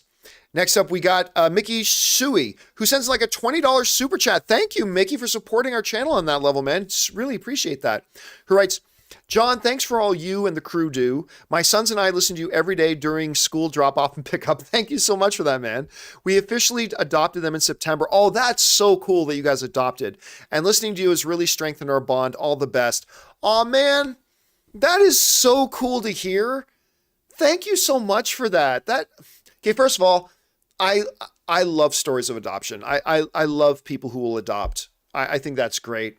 Then on top of that you use our show as a bonding thing with them. That means a lot, Mickey. Seriously, that means an awful lot to me. I'm actually a little choked up. That means a lot to me personally. Thank you so much for sharing that, man. I appreciate that very much. And thank you again for supporting our channel on that level, man. It's really appreciated. All right. Next up, we've got K Major, who writes, my favorite moment from Andor is Luthen's speech ending with the words, the rebellion needs heroes, and it cuts to Andor and his pal escaping in prison. I mean, that was great. That was great. But one of the best lines ever in Star Wars, in any Star Wars, was that whole speech he gives at that turbo lift with the spy. That is probably one of the greatest speeches and bits of dialogue from any Star Wars thing ever. Particularly the line, I burn my life to create a sunset that I know I'll never see. Or to create a sunrise I know I'll never see. Like that rivals what is love, what is grief if not love persevering? Like, which is the greatest single line ever in a comic book thing. At least to me it is. That line, I burn my life to create a sunrise that I know I'll never see, or something along those lines. But that whole speech was just like probably some of the best dialogue in any Star Wars, anything I've ever seen. It was just terrific. All right. Thanks for that, K Major. Next up, we got Mickey again. And Mickey writes, Spirited was far better than I expected. Wow. Yeah, I've actually talked to a couple of people that quite liked it. I'm looking, you guys know Ryan Reynolds is my favorite movie star. He's not my number one actor in the world, but he's my favorite movie star. And obviously he's a sponsor, full disclosure. His company, Mint Mobile, is a major, major sponsor of our channel. So but you guys who watch me for a long time, you know, he's been my favorite movie star for a long time, long before they ever became a sponsor of ours. But I have not watched it yet because Ann and I just went, damn it, no, we are not watching a Christmas movie in the middle of November. The calendar at least has to say December for us to watch it. So we're going to watch Spirited ourselves once December 1st hits. But thank you for the recommendation, Mickey. I appreciate it, man. All right, next up. Tom Gillard writes, my friends and I actually did get cheeseburgers after watching the menu. Dude, look, I'm not going to give anything away. But if you can walk out of the menu, the new movie with Ralph Fiennes, Anya Taylor-Joy, if you finish that movie and then walk out and you don't have an urge for a cheeseburger, you're either a vegetarian or you're already full. I don't like, I just came, my mouth, after I came out of that movie, and I'm not a big cheeseburger guy, but I came out of that movie and my mouth was just watering. It's like all I wanted was a cheeseburger. And again, like, if you haven't seen the movie, you're like, what the hell are you talking about, Campea? Watch it. Go watch the menu and you'll totally get what Tom and I are talking about. Okay. We keep moving on here now. Next up, we've got a $50 super chat from Laura Howard. Laura, thank you so much. That's incredibly generous. That's crazy. Okay. What does Laura have to write? Laura writes, John, did you see the trailer for Mind Cage with Martin Lawrence? Lot like Kiss the Girls. Thoughts? I've not even heard of this. Listen, give me a second here. What's it called? Mind Cage? Martin Lawrence. Let's see. Mind Cage. 2022. Directed by Mauro Borelli. Starring John Malkovich, Martin Lawrence, Melissa Roxborough. I'm guessing, is this a Netflix movie or is this a real, like, going to theater kind of movie? Let me just look this up here for a second. It's a Lionsgate movie. I have not even heard of this movie. Let me see if it says where it's going to be playing. Let's see here. It says in select theaters. That means 2 or 3 movie theaters. In select theaters and on demand on December 16th. Okay, so this is a going straight to home video thing mostly. Usually when it says in select theaters, that means like 1 or 2 movie theaters somewhere in demand. But I'll tell you what, I had not even heard of this movie. I didn't know Martin Lawrence was still doing anything, to be honest with you. So that's pretty cool. So I'll tell you what, Laura, you have just been the first person to put this one on my radar. I had not even heard this. I will watch the trailer for this once I'm done the show. So thank you for putting on the radar. And again, Laura, thank you so much. That was a very, very generous super chat. So thank you for supporting our channel and the content that you like. I appreciate that very, very much, Laura. All right. And thank you for putting this movie on the radar of probably a lot of other people who'd never heard of this already. All right. Next up, Guzman writes, any other modern anime you have watched and or like? Not really. I mean, the only thing that I've really liked has been Avatar. I mean, and that's not all that modern, but I tried. I'm not generally an anime guy. Like, yeah, there's anime that I like. I like some of the classics and stuff like that. Absolutely. One of my favorite shows growing up for a long time, and I still want to see a live action version of it, is Space Battleship Yamato, also known as Star Blazers. I want to see, but I'm honestly just not really much of an anime guy. So that's just me. You know, we all have our things that we like and dislike. And just for me, anime isn't a thing that really works for me that much. All right. Vader Voice Will Live On writes, is the lack of humans hurting Avatar 2 promotion? No, I don't think so. Again, this movie is going to be a huge, huge hit. Again, it all depends on how good the movie is, which we won't know to them. But no, I don't think that's hurting the promotion at all. Personally, I don't think it is. All right. Next up. Mickey also writes in again, jumped the Yellowstone bandwagon on Wednesday thanks to you. Halfway through season 2, it's simply superb. Seeing the menu and She Said tomorrow. I think that's a great double. I did the double feature of the menu and She Said the other day. I had a great time at both, particularly the menu. But again, like I said, for me, I think Yellowstone's the best show on TV. It's such a great mixture of just, wonderful, simple storytelling with deep, deep, deep, fantastic, interesting characters. I just love it. I just love this show so much. I'm glad you got on board with it, Mickey. Thanks for sharing that, man. All right. Esteban Riaz writes, thanks for all your hard work. Love listening to you all after teaching first grade. Never thought I'd find something as awesome as your channel is. Oh, Esteban, thank you so much. And thank you so much for being an educator. I know our society in Canada and the US, we treat our teachers like shit, and it's shameful. It is shameful how badly we treat our teachers.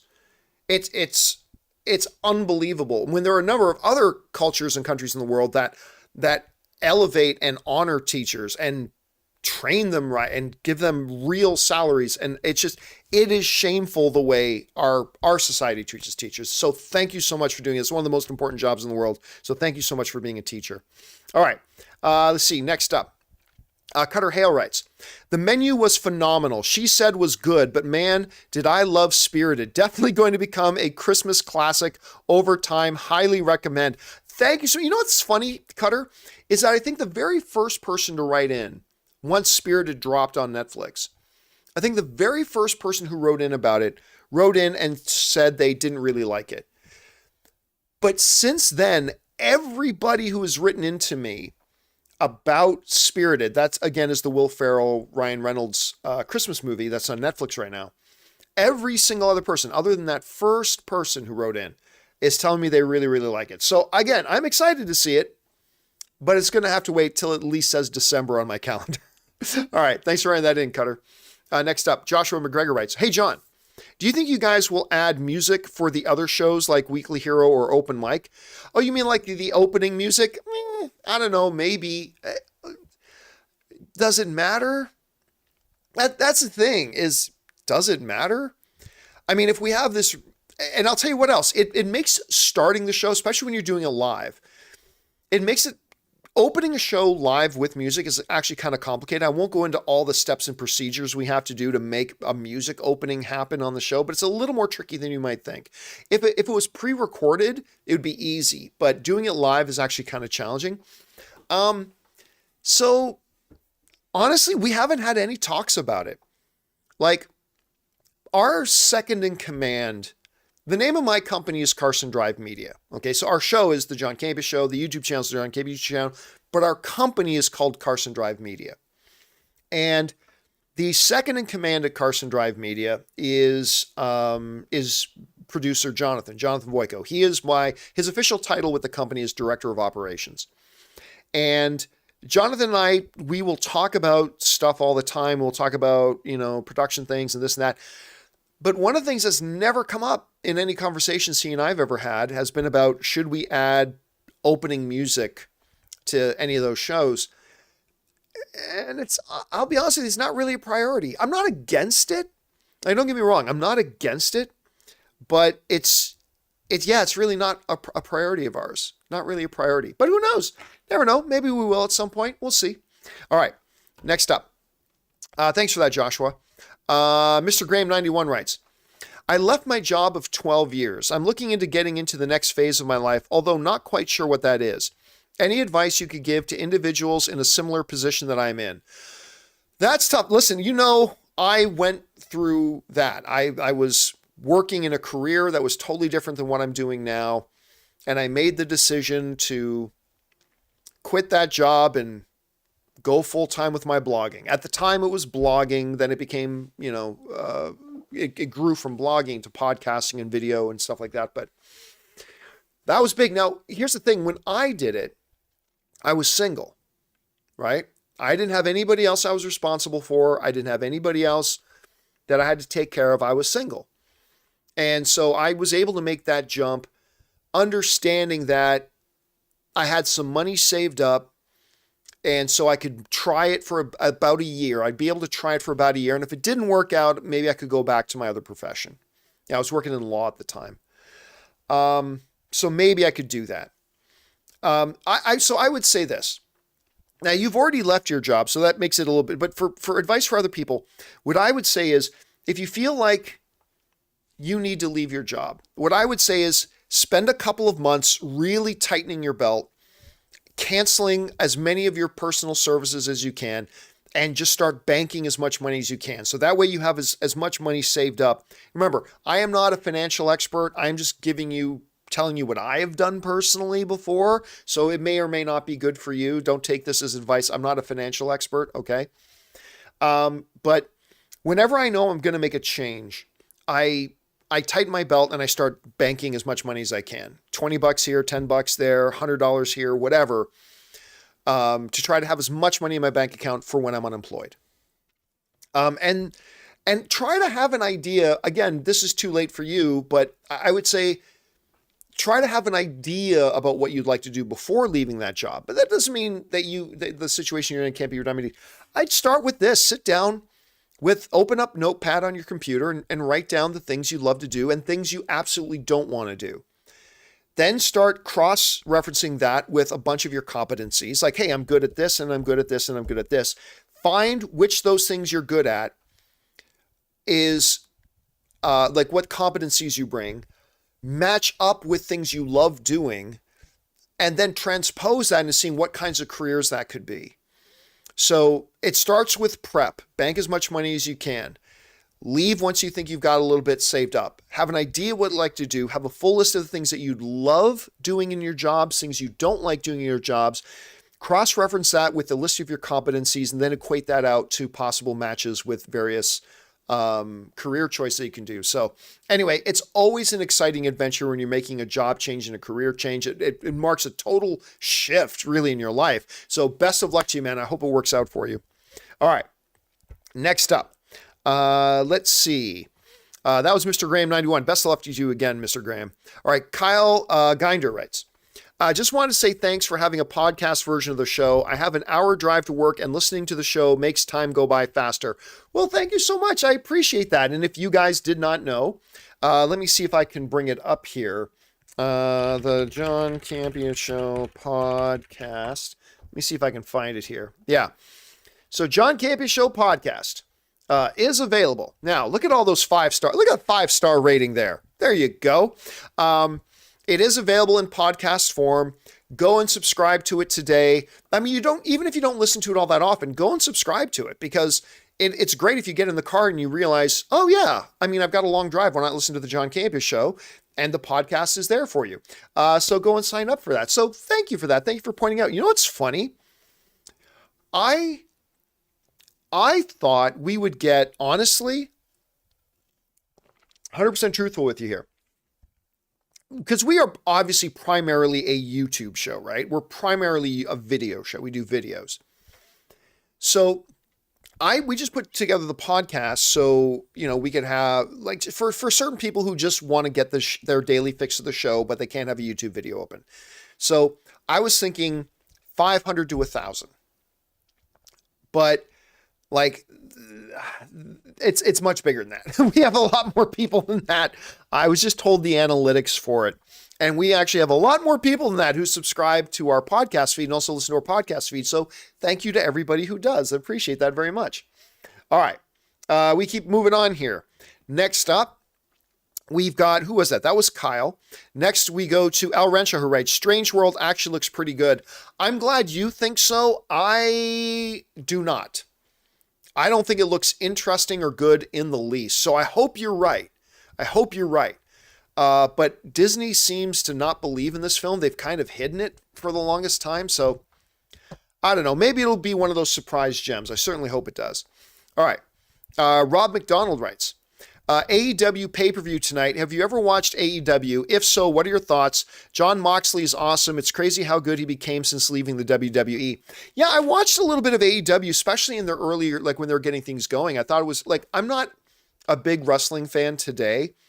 I grew up watching wrestling through the Attitude Era and stuff like that. I grew up watching a lot of wrestling. And even today, Ann and I we're going to the next WrestleMania. So every year we'll watch WrestleMania and stuff like that, but I don't follow it weekly. I don't follow it monthly. I don't really know a lot what's going on with wrestling, but we certainly did check out some AEW stuff and I thought they had a really good product. And it was just good that there was finally an alternative to WWE for people who are big wrestling fans and for professional wrestlers to have alternatives that they could go to, because for the longest time, if you want to be a wrestler, you're either in the WWE or you're a failure, right? But now there's actual options for them. And I think that's great. Okay. Next up, we've got Sidhu, who writes, rewatched Up in the Air recently. I love that movie. And I forgot how much I loved it. Any movies like that you recommend? Also, Callisto Protocol is the next great story game. I'm not familiar with that one. So Up in the Air, for those of you who don't remember, that is a George Clooney movie. And it's wonderful. And it's got Anna Kendrick in it, who I think Anna Kendrick, correct me if I'm wrong in the live chat, but I think Anna Kendrick got nominated for an Academy Award for that movie. And it was directed by, why am I freezing? Ghostbuster director. Thank You for Smoking, Juno. I'm looking at his face, Jason. Guys, who directed it? Why am I freezing on his name? It's Jason Reitman. Thank you. Jason Reitman. Why was I freezing? Good Canadian kid, Jason Reitman. So directed by Jason Reitman, starring Anna Kendrick, George Clooney. It's a simple premise of a movie, but it's really good, and I'm glad you enjoyed it as well. I thought that one was really, really nice.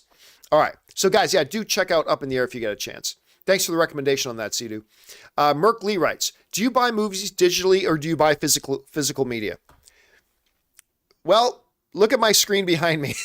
No, I have not bought a physical disc in 10 years. Maybe I've bought one or two in the last decade, but I honestly, it's very, very possible that I've not bought a physical disc in like 10 years. I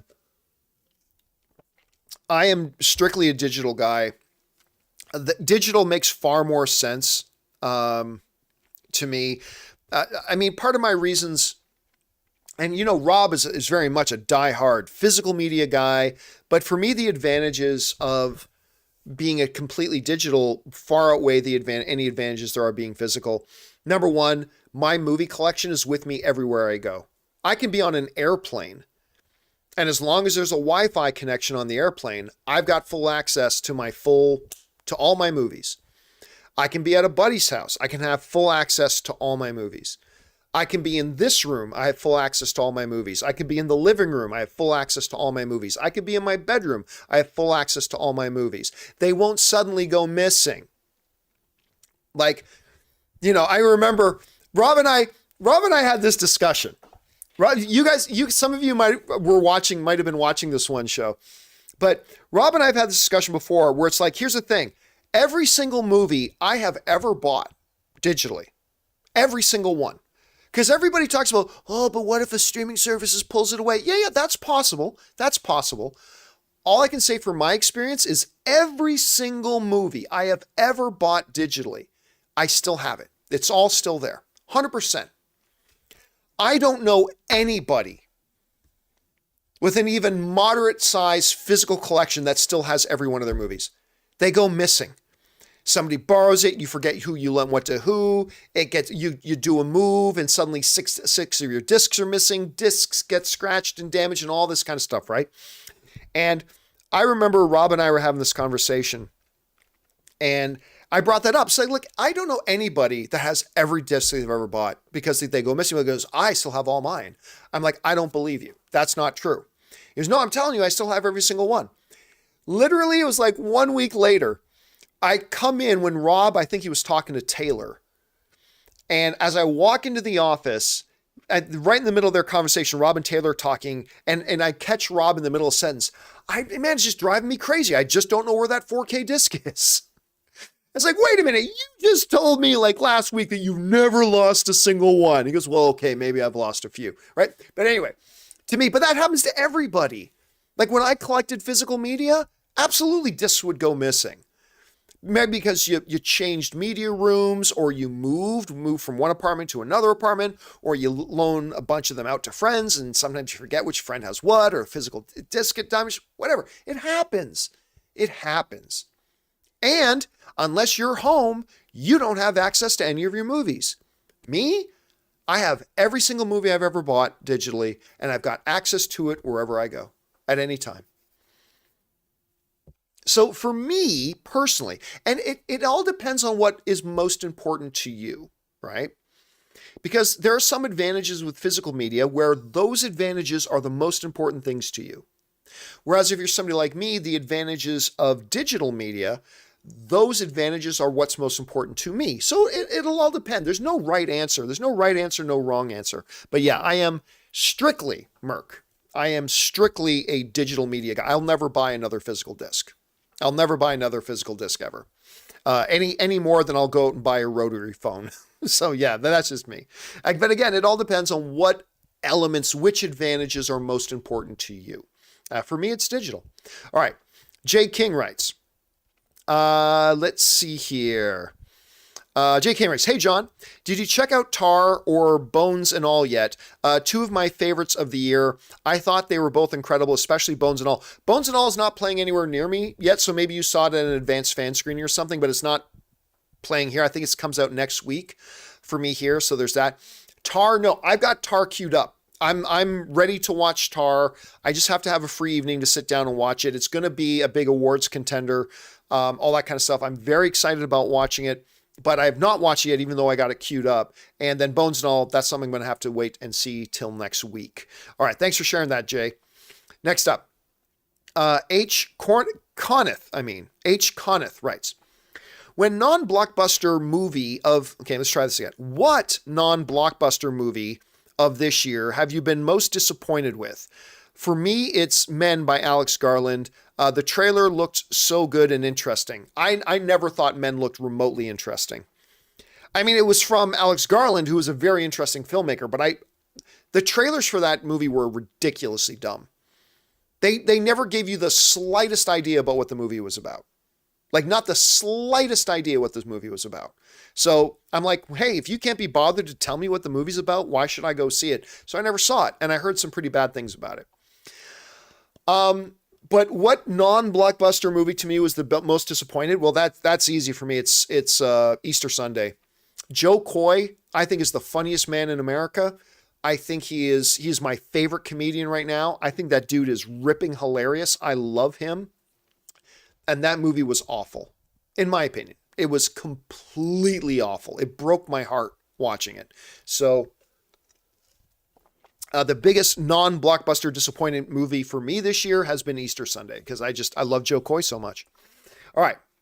Next up, Joshua McGregor writes, hey, John, I notice you guys don't use the other studio for open mics. Also, miss the way you guys used to tag in and out for open mics. Can we bring that back? No, probably not. We will definitely be using, we've been doing some things in Studio B that has made, like, because we still do some videos in Studio B. Usually the after shows and everything, but we've been doing some stuff that I can't talk about in Studio B that we've had to limit how much we use Studio B. As far as the tagging in and out goes, I mean, it's fun once in a while, but the reality is,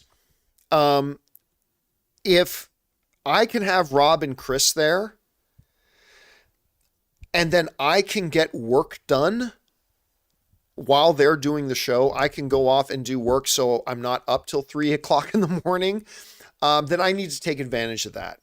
So I'm sure it will happen once in a while where the three of us will tag in and out. That will happen once in a while, but it's not an efficient use of our time. And so, like I said, if I have Chris and Rob available to me in an afternoon, I tend to let them do those shows so I can use that time to work on other stuff. Usually it's stuff prepping for the next day's show and stuff like that, but it'll still happen once in a while. Okay. Let's see here. Next up, we've got, that was Josh McGregor. Next up, Mandings36 writes, who are your top 3 guesses as to what Marvel characters are Skrulls? Also, what Marvel character that hasn't been on screen yet, Also, what Marvel character that hasn't been on screen yet, who you like to see introduced in TV or film? Love the show, bring on the filthy. Bishop, I've said for a long time. Now, I know in the X-Men films, Bishop has cameoed. They've had a quick Bishop appearance, but they've never actually done Bishop, right? And I've always said for a very, very long time about Bishop. As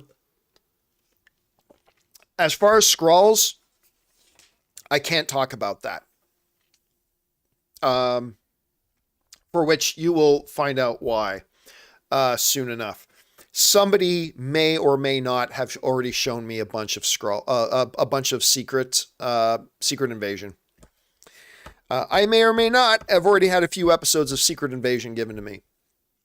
And right now, I'm just really trying to decide whether it's worth the headache, or like if I should get online and tell people about what I've seen, or if I'm going to have a whole bunch of people cry about it if I do. I'm not sure yet. But so for now, I cannot answer that question. Anyway, okay. Next up, Ramsey Hamdi writes, Oh, Red Comet's writing, you want to get in trouble again. I can't get in trouble. I can't get in trouble. Nobody can put me in trouble. Somebody would actually have to have some kind of leverage or authority over me for me to get in trouble.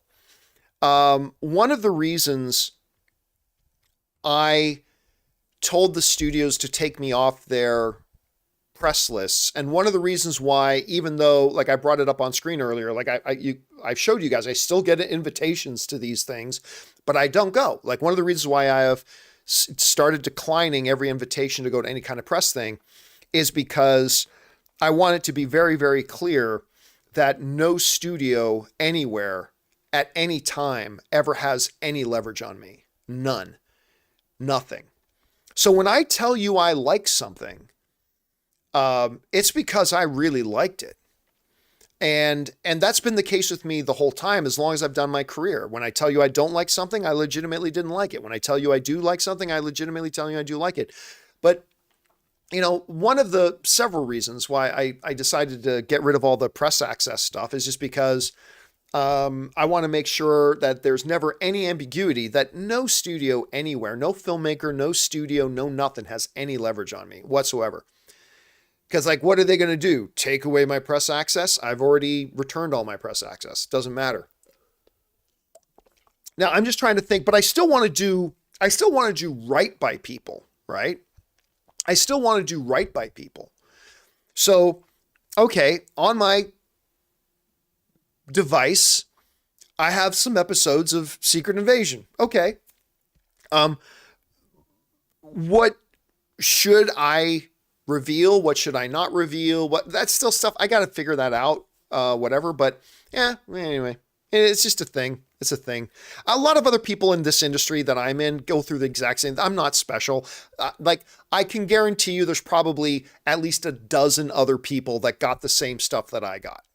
I'm not special. Probably at least a dozen well-known online movie pundits and critics that you know have probably received the exact same things I received. I'm not special. I'm just trying to decide about when and where I can share stuff. That's all. Red Comet is also pointing out Robert Meyer Burnett already has the scripts. Yes, he does. Robert Meyer Burnett actually has the scripts for the Secret Invasion show. So he's got all the scripts too. So there's that. All right. Next up, where are we at here? That was Ramsey. Next up, we've got AK who writes, one James Gunn project I'm really looking forward to that no one is talking about is Acme versus Coyote. I think this could be awesome. I don't think that's happening. I mean, I could be wrong about that. I haven't kept up on it or anything, but I honestly don't think that's happening anymore. James Gunn is he's the head of DC Films now. He doesn't have time to do any of these. So, well, I don't take this as gospel truth, because maybe there's some information out there that shows what is or is not happening, but I do not believe that project is happening anymore. So, but again, I'm not saying that definitively as fact. I might be wrong about that, so take that with a grain of salt. But I'd be surprised if that project is even still alive at this moment. All right. Next up, Rudy Zamora writes, what's your thoughts on the new Twitter leadership? Listen, I am a big fan of Elon Musk. That dude makes incredible cars. I have two of his cars. I held up three fingers and said two. I have two. I have two of his cars. I have two of his cars. He makes a hell of a car.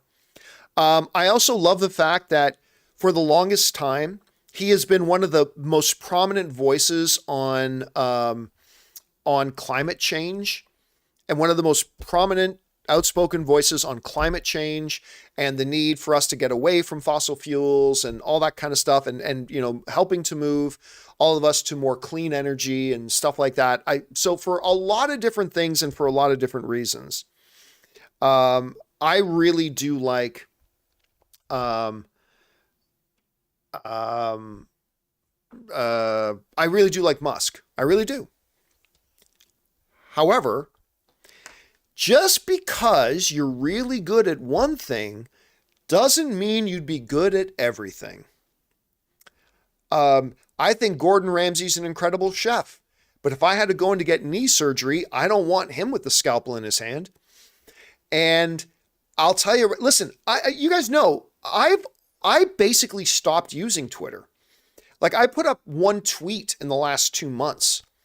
But you guys have seen the news, right? Twitter's a dumpster fire right now. It's an absolute dumpster fire. So I don't really use it anymore. I mean, it's still there. I might use it once in a while to put out an announcement about things just so I reach the most amount of people, but I basically don't use Twitter anymore. And yeah, it looks like it's pretty much a dumpster fire. Even though I still think Elon Musk is really brilliant when it comes to a lot of other stuff that he's good at. This is clearly not one of the things he's good at, though. So that's my take on it right now. All right. It looks like I actually skipped over one of Ramsey's. I thought I read Ramsey's, but I guess I did not. Ramsey's writes, John, thank you and the team for everything. I've always been curious. Do you dedicate an amount of time per topic, with some having more time than others, or do you run each topic till answered? Thank you for everything. Yeah, on the show, we don't have a time limit. I'll be honest with you. One of my biggest disappointments of doing the John Campea Show, was I introduced a shot clock. Some of you will remember this. I introduced a shot clock for our topics, where once we started talking about a topic, like a 5-minute clock would start ticking down, right? And I love that idea. I love it. I loved having a shot clock because it makes you not meander. You have to say what you're going to say and get moved on to the next topic, right?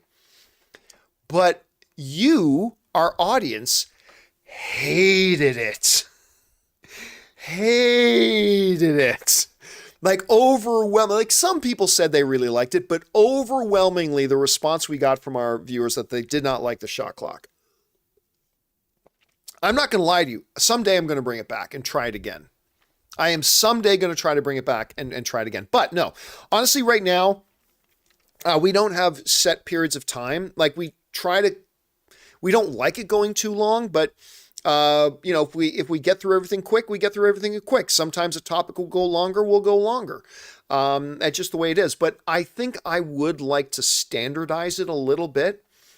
Maybe instead of 5 minutes, we'll say like a 7-minute shot clock. Like we got to get through a topic in 7 minutes and we got to move on to the next topic. I still like that idea very much. And I'm going to try to do it again at some point, maybe just execute a little bit differently and see if it works for our audience. And again, like me, I will try a lot of stuff on our show. And if it doesn't work, then I stop doing it. Right? I'm not somebody who if I have this idea, if it doesn't work, just keep doing it. Just keep doing it. I don't do that. Like I'll try different ideas. And if it doesn't work, I'll throw it out immediately and we'll just go back to something else. Right? But this is one I want to try again at some point. Again, maybe we'll just figure out a way to execute it differently. So it won't be as jarring to the audience or whatever, but I think it could be really good. So I don't know. I'm going to try it again someday and we'll see what happens. All right. Next up. Let's see. Rudy Zamora writes, what's your thoughts? Oh, we already did that one on the new Twitter leadership. Joshua McGregor writes, hey, John, not sure if you guys talked about Ryan Reynolds saying this might be his last Deadpool movie. If not, what's your thoughts? Yeah, I don't believe that at all. I really don't believe that at all. I think especially with it being in Marvel now and a whole new world of possibilities. And listen, here's the other thing too. Ryan Reynolds is he's not even primarily an actor now. Now he's primarily a businessman. Like he's running all these incredible businesses and doing all this great stuff. But as a businessman, it's great to know that, hey, if I ever wanted to do Deadpool 4, make $200 million and feed that into my businesses. I don't believe for a second that Deadpool 3 is Ryan Reynolds' final Deadpool movie. I do not believe that at all. I mean, what I could see maybe happening is that this is the last movie called Deadpool, but that Deadpool will be in other things in the MCU. So yeah, I don't believe that for a second, that this isn't going to be his, that this is going to be his last Deadpool movie. I don't believe it at all. All right. Now, for all I know, Reynolds could email me and say, John, this is going to be my last Deadpool movie. Okay, if that happens, that happens. But I don't believe it for a second. All right. Joshua Langston writes, hey, John, MCU's Phase 4 is over. With the Guardians Holiday Special left, what was your favorite project and your least favorite project? I think My favorite movie they did was Shang-Chi. Shang-Chi is a top 5 MCU film for me. I think a lot of you guys horribly underrate that movie. I think Shang-Chi is a brilliant, fun, fantastic, wonderful addition to the MCU of a comic book movie. I love that movie. On the TV side, the gold star goes to WandaVision. That is still was the first MCU Disney Plus show, and it maintains being the gold standard for them. Ms. Marvel's a close second. I thought Ms. Marvel was absolutely phenomenal, but WandaVision maintains the gold standard. As far as what was the worst, on the TV side, I think the worst thing they've done is She-Hulk. And I loved the first episode, and I was really excited for this show, but it just wasn't funny. You know, you can't be a comedy that's not funny. And that's a horrible thing. So She-Hulk to me is probably the worst thing they did. On the movie side, I don't know. It's either Thor, Love and Thunder, although I still like that movie. Like, there's a lot of things I don't like about Thor, Love and Thunder, but I'd be lying if I said, like, I get it. I know the cool thing is to bash on Thor, Love and Thunder. I know that's the cool thing to do, but I'd be lying to you if I told you I didn't walk out of that movie with a smile on my face. Like, I still thought, even though there was a lot of problems I had with that movie, and I do, and I've gone over them, I still at the end of the day had a pretty good time at it. But I would say that the worst one is either Thor, Love and Thunder or Black Widow, as far as theatrical movies go. I thought Doctor Strange: The Multiverse of Madness was solid. I thought Eternals was more than solid. Spider-Man: No Way Home I thought was really, really good. Shang-Chi, I think it's the best thing of the thing. So yeah, that's kind of how I see it for now. All right. Next up, we've got Joshua McGregor writes, "Hey John, looking to start a YouTube movie channel. What is a mic and a camera you would recommend for somebody on a budget?"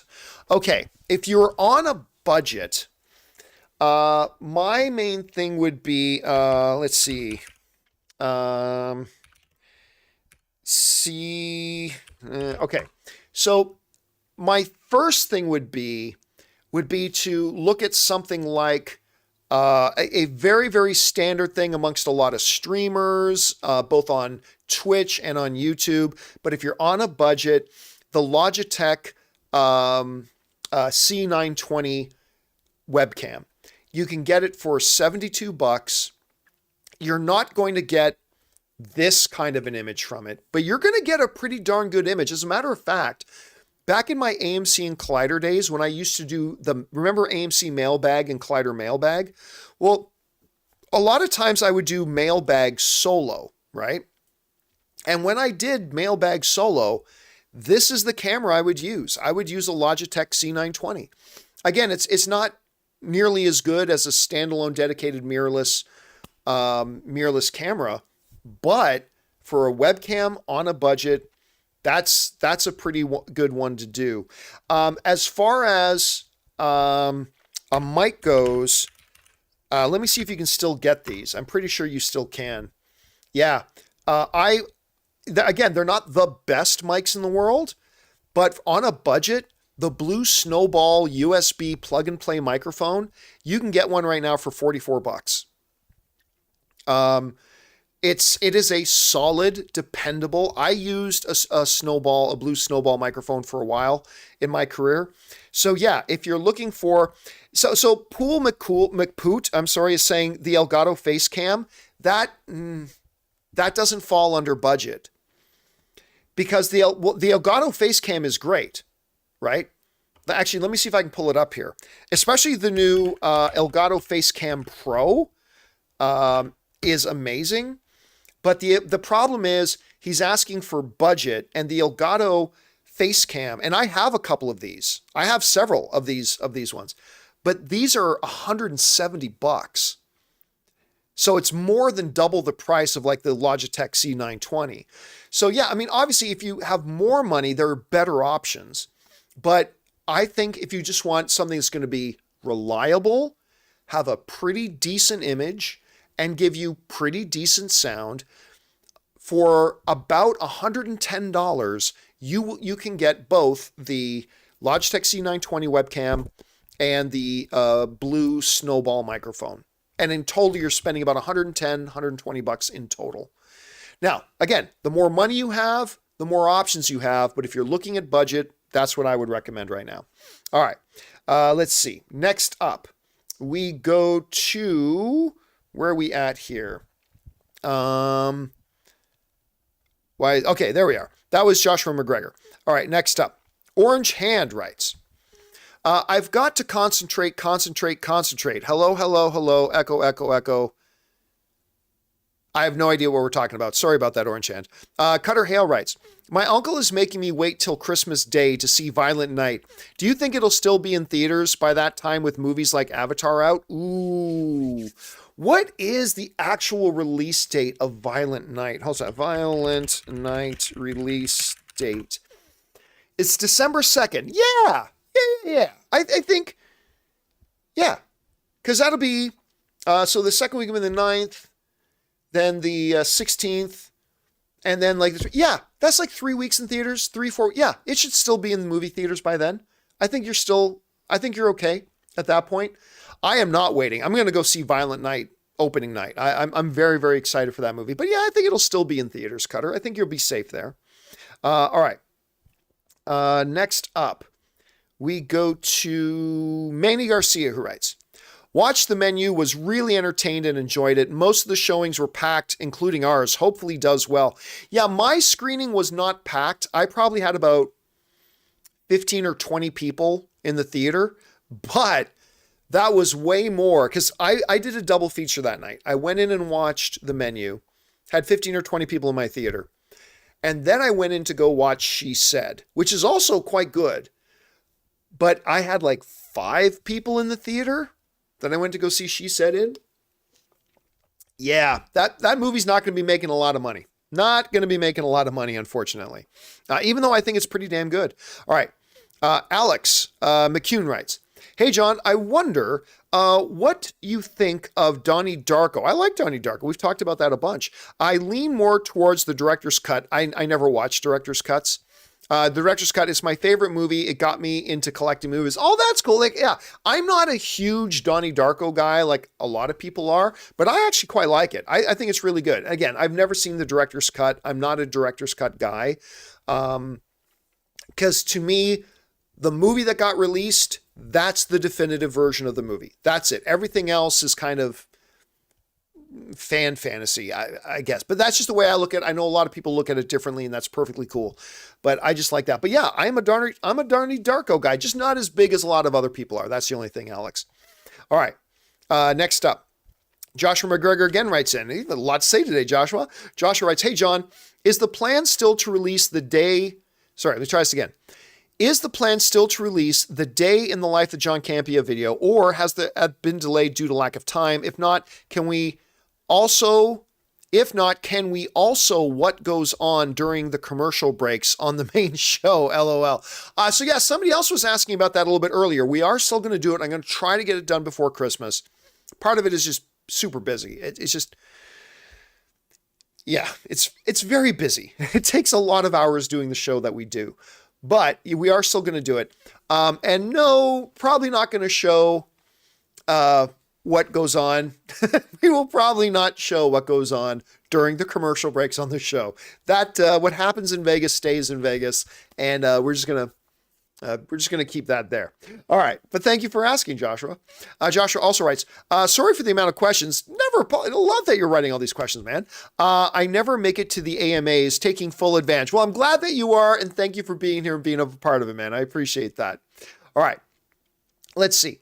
One more, and then we're going to take another break. We've been going about 2 hours now, so it's been a little over an hour since my last break. My cup is empty, so I need to go refill it. So we'll do We'll do 2 more, and then we'll take another short break here.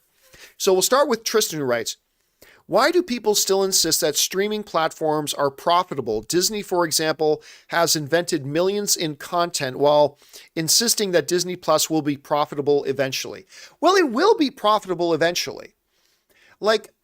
Because once they get to a point where all their infrastructure is perfectly in place, They have their main content budget set, and they've gotten to a threshold of a number of subscribers and all that stuff. If they handle their business properly, eventually that will be profitable and consistently profitable. So that's the thing. But it's a ways to get there. It took Netflix many years to turn in their first full year financials and were profitable. They were losing billions for a long time. And I mean, they lost billions of dollars this past year with their stock market drop and all that kind of stuff. But even Netflix is now getting into their rhythm where they're becoming profitable. So they're getting there. But like any big business, and this is a huge business, it doesn't happen overnight, right? It takes a little bit of time to get there. And Disney Plus will get there. It will get there.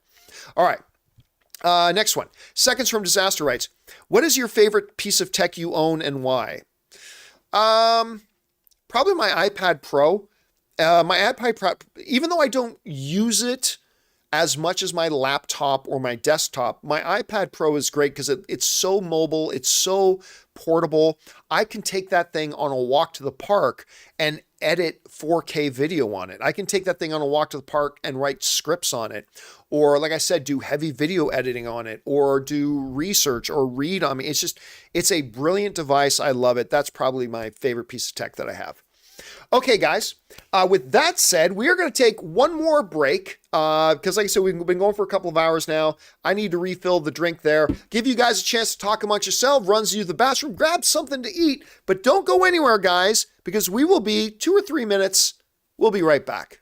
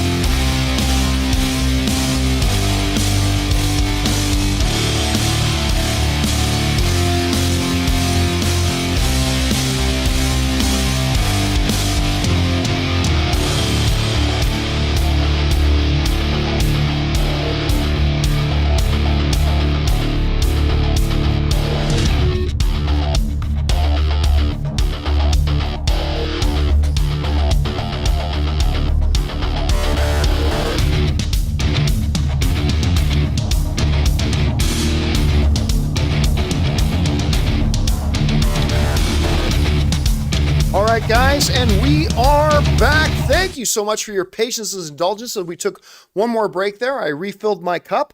Let's dive into it now and get through the rest of the questions here, shall we? We're going to get picked up with, what was that? That was Seconds from Disaster. Now we're going to go with Illy Johnny, who writes, I know we don't even know the actor yet, but since Jackman is coming back one last time as Wolverine, do you think it's possible the torch is passed in Deadpool 3? No. As in, we find out our new Wolverine? No, I really don't. There's no need for it. Not to mention, like, fans have been wanting, they've been building up to this for so long.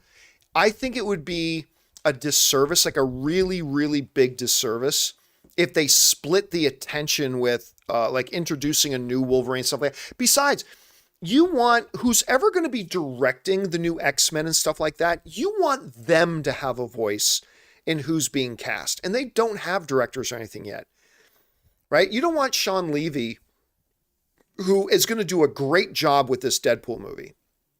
But you don't want him casting the next Wolverine in their movie, right? Like you at least want the director who's going to be directing X-Men and stuff like that. You want them to have a voice in who's the next Wolverine. So there's absolutely no reason why they should. Even as a fan, I want the attention to be kept on Hugh Jackman's Wolverine. That's where I want the attention. I don't want you splitting up the attention with, oh, hey, everybody, here's a new Wolverine. It's like, guys, we've been waiting for years we've been waiting for a lot of years to get a Hugh Jackman Wolverine and a Ryan Reynolds Deadpool movie together. And we've got like him coming out of retirement for this. And you're going to divide up the attention with introducing the new Wolverine at the same time. I think it would be a huge mistake. Then again, I wouldn't put anything past Disney these days with how stupid they are. Although Kevin Feige's a genius. But I mean, like I could see a Bob Chapek making an idiot move by instructing Kevin Feige to put in I don't know. I wouldn't put anything by them at this point, but I think it would be a really, really bad move. And I don't think they will. I don't think they're going to do that. But that's just my opinion on that. Okay. Next up, we've got Blake Quick, who writes, I just found the Fableman will not be in any theater within 3 hours from me and need a movie to see on Thanksgiving. What would you recommend? I think it will be in a wider release window there. Hold a second. Let me go to Box Office Mojo for a second and just look this up in the calendar. Okay, so we've got opening up here. They should have a going wide listing. They may not yet, though. Yeah, Meet the Fablemans is going wide on November 23rd, so not this weekend. Actually, wait, is this coming? Yeah, this coming week. Anyway, it says Meet the Fablemans is going wide. So, I mean, that I would wait until you get closer to the date and double check, because unless you're living in a really, really rural area, which might be the case, I think you should be able to find it playing. Like today, it's playing in some theaters today. Today you can find it in some theaters, but I don't have one that's less than an hour and a half away from me. But on November 23rd, it's going wide. So check your listings again a little bit in a couple more days to check on the days you want to go. And I'm going to guess you should see it available then. At least I hope you do. Fingers crossed for you, Blake. All right, next up. We've got Alex Von Gollum, who writes, Hey, Gio, have you seen Olivia Colman's Empire of Light trailer? Yes, I have. It looks amazing. The movie looks so good and seems to be a serious contender for Best Actress. Olivia Colman has very quietly got herself into like the Best Actress of all time conversations. Like in the past 6 or 7 years, she just keeps getting Oscar nomination after Oscar nomination after Oscar nomination. And this is another one, again, I just brought up here, Empire of Light. This is another one that I keep getting press. This is another one that I got lots of press screening invites for and all that kind of stuff, but I no longer accept press invite screenings. But if I did accept press screening invitations today, this is one I would take. Because this looks great. Not only Olivia Colman, but the incredible Colin Firth, the Academy Award-winning Colin Firth is in there as well. Also, I love Toby Jones. There's a lot of things to like about this. So I am very excited. And it looks like it could be, Olivia Colman. Let me look up something. How many nominations? Olivia Colman, IMDb. Let me just look. Now I got to know. How many Oscar nominations has she had in the last couple of years?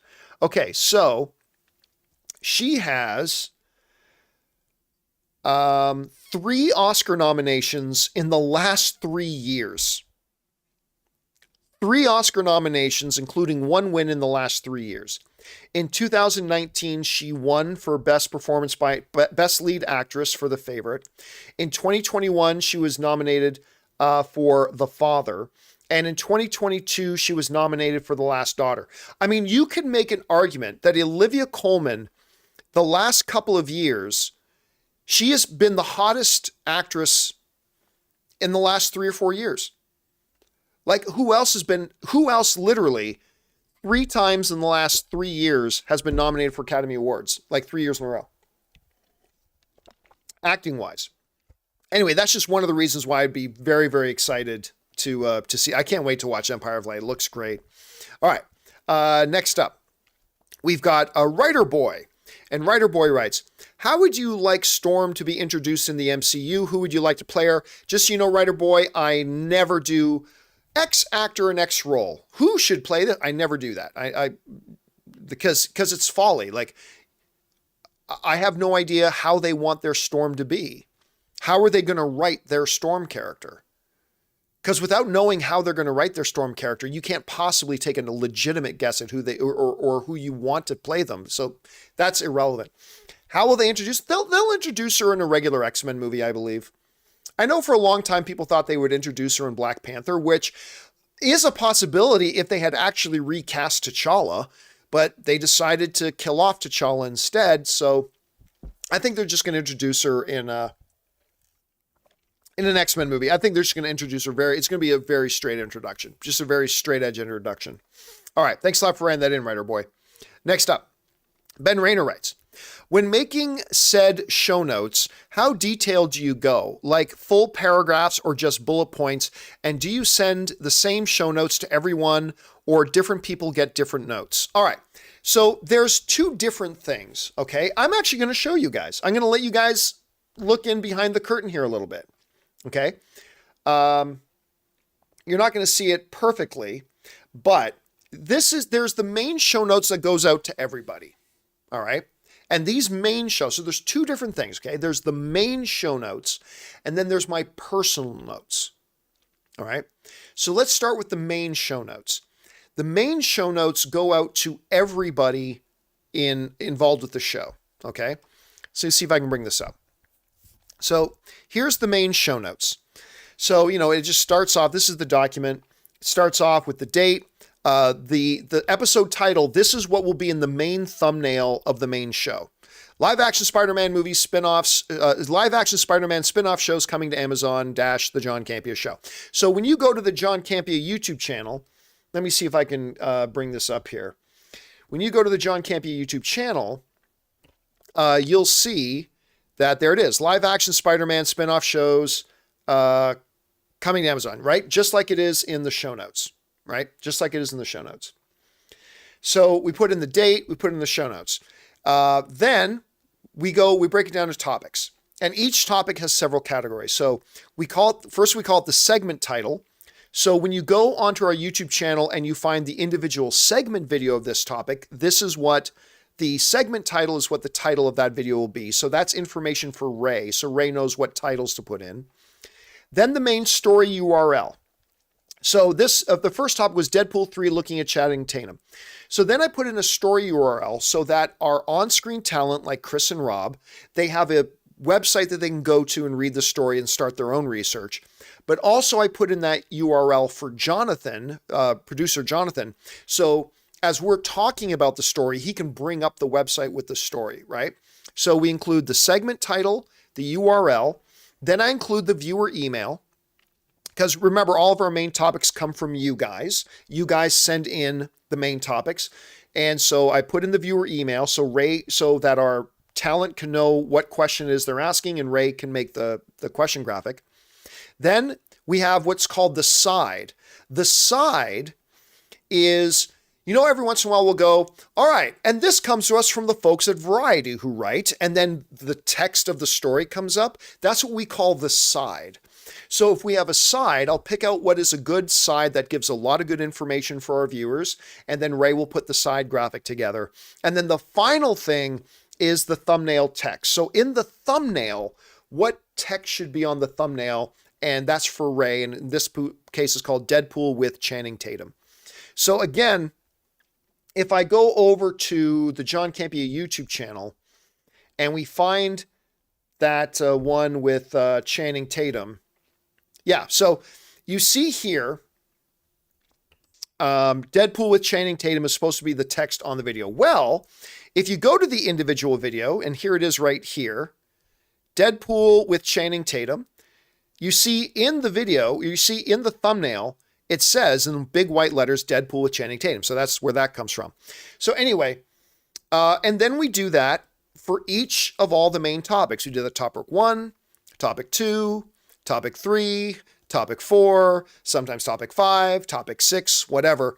And then that goes out. And then about 20 minutes before the show starts, I send out another email called Off the Tops, where if there's any off the tops that came out after the main show notes have been done, I put together a separate thing for that called Off the Tops to send that out. So that's the main show notes, and that goes out to everybody. Then there's my personal notes, which is when I'm now, forget as the producer of the show, I make the main show notes. Now, as a commentator on the show, I start putting together in a separate document my own research, like my own points that I want to make, some interesting facts I want to point out, stuff like that. So I have a second document with my own personal notes that I have set up on my laptop as well that I can refer to as we're doing the show. So anyway, there's a lot of work that goes into one of our episodes, but that is something that's a 5-page document that gets sent out every day for the show, and that's how we do. Anyway, hopefully, I don't know if you found that boring, if you found that interesting, but there you go. I gave you a little bit of a peek behind the curtain for how we put our show together there. Okay, let's keep on going here. Next up, that was Ben Rayner. We get Rachel Knight Online, who writes, favorite Spielberg movie, Amistad. Mine is Catch Me If You Can. Movie is amazing from cast to music to cinematography. Tom Hanks climbs in a toilet in it. Catch Me If You Can is fantastic. I love Catch Me If You Can. Steven Spielberg is the greatest filmmaker of all time. He has a laundry list, but my personal favorite is Amistad. It's not on a lot of people's lists, and actually, it's probably like one of the fewest watched Steven Spielberg movies. I found a lot of people, I probably bet a lot of you guys have never watched it, but it's my personal favorite of his. It's called Amistad. Go check it out. It's really, really incredible. All right. Thanks for that, Rachel. Next up, we got Derek. I don't know how to pronounce NG. I don't know. Derek writes, there's not going to be 4 Batman running around. Batflick cameo only. Keaton is a little on the mature side. Pattinson is emoing. Which Batman in Justice League 2? Yeah, so David Zaslav, we talked about this on the show the other day. David Zaslav has already said, listen, we're going for a unified DC universe, right? So there's not going to be like 4 or 5 Batman running around. That doesn't mean we can't have 2. But you're right. I do not think it's going to be Ben Affleck, even though he's my favorite Batman, but I don't think it's going to be Ben Affleck. It's not going to be Michael Keaton. And I don't think it's going to be Robert Pattinson either. I think they're going to keep the Robert Pattinson, Matt Reeves Batman films totally separate. I think they're going to have that outside of the DC universe. I think that's going to be a totally separate thing. So my guess right now, and it's only a guess, but my guess right now is that we are going to get a new Batman who's going to be the mainline DCU Batman moving forward sometime in the next year or two. Who it'll be, no idea, but I don't think it'll be Affleck, although he is my favorite Batman, so I don't know. It's not going to be Michael Keaton, and I don't think it's going to be Robert Pattinson, so I think it's probably going to be a brand new actor there. But we'll find out. All right. Let's see. Next up. Ben Rayner writes, you did an amazing job controlling the show and being host when you did both. I do both, and I never understood how hard it was. It's fun, but hard. Yeah, and you try doing it when you've got 2 or 3 other people on the show with you, with like 6 different cameras, 4 different microphones, about 30 to 40 individual graphics that need to be brought up every time. Like I can't believe that I did it solo for so long. Like doing it solo right now is fairly easy. It's only about 3 or 4 shots I have to do. Like there's the main camera shot, there's my picture-in-picture shot, you know, when we go to a break shot, something like that. So it's fairly straightforward, right? But when you're doing the John Campea Show proper, and you've got 3 or 4 people on with all the different cameras and all the different mics and 30 plus graphics and all this, it was really crazy. I was always stressed. Like honestly, at the end of every John Campea show, when I used to both host it and do all the technical directing of it, I was fucking exhausted. Like my mind was fried every single day. Every single day I would be totally fried.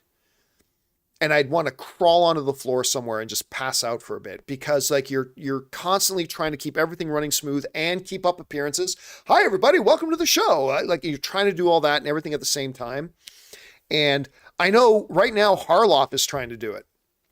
And so I've given Harloff some pointers and tips about how to both run the show yourself and do it. And he does a really nice kind of simplified version of it. And I think it's working well for him. But like he came in the office the other day and he was talking, he was like, dude, how did you do it with that many people? I'm like, right? It's not easy. It's not easy, but I'm super, super grateful that we've got Jonathan Voico now doing all the technical directing, so I can just focus on hosting the show instead of also trying to be the technical director at the same time. It wasn't easy.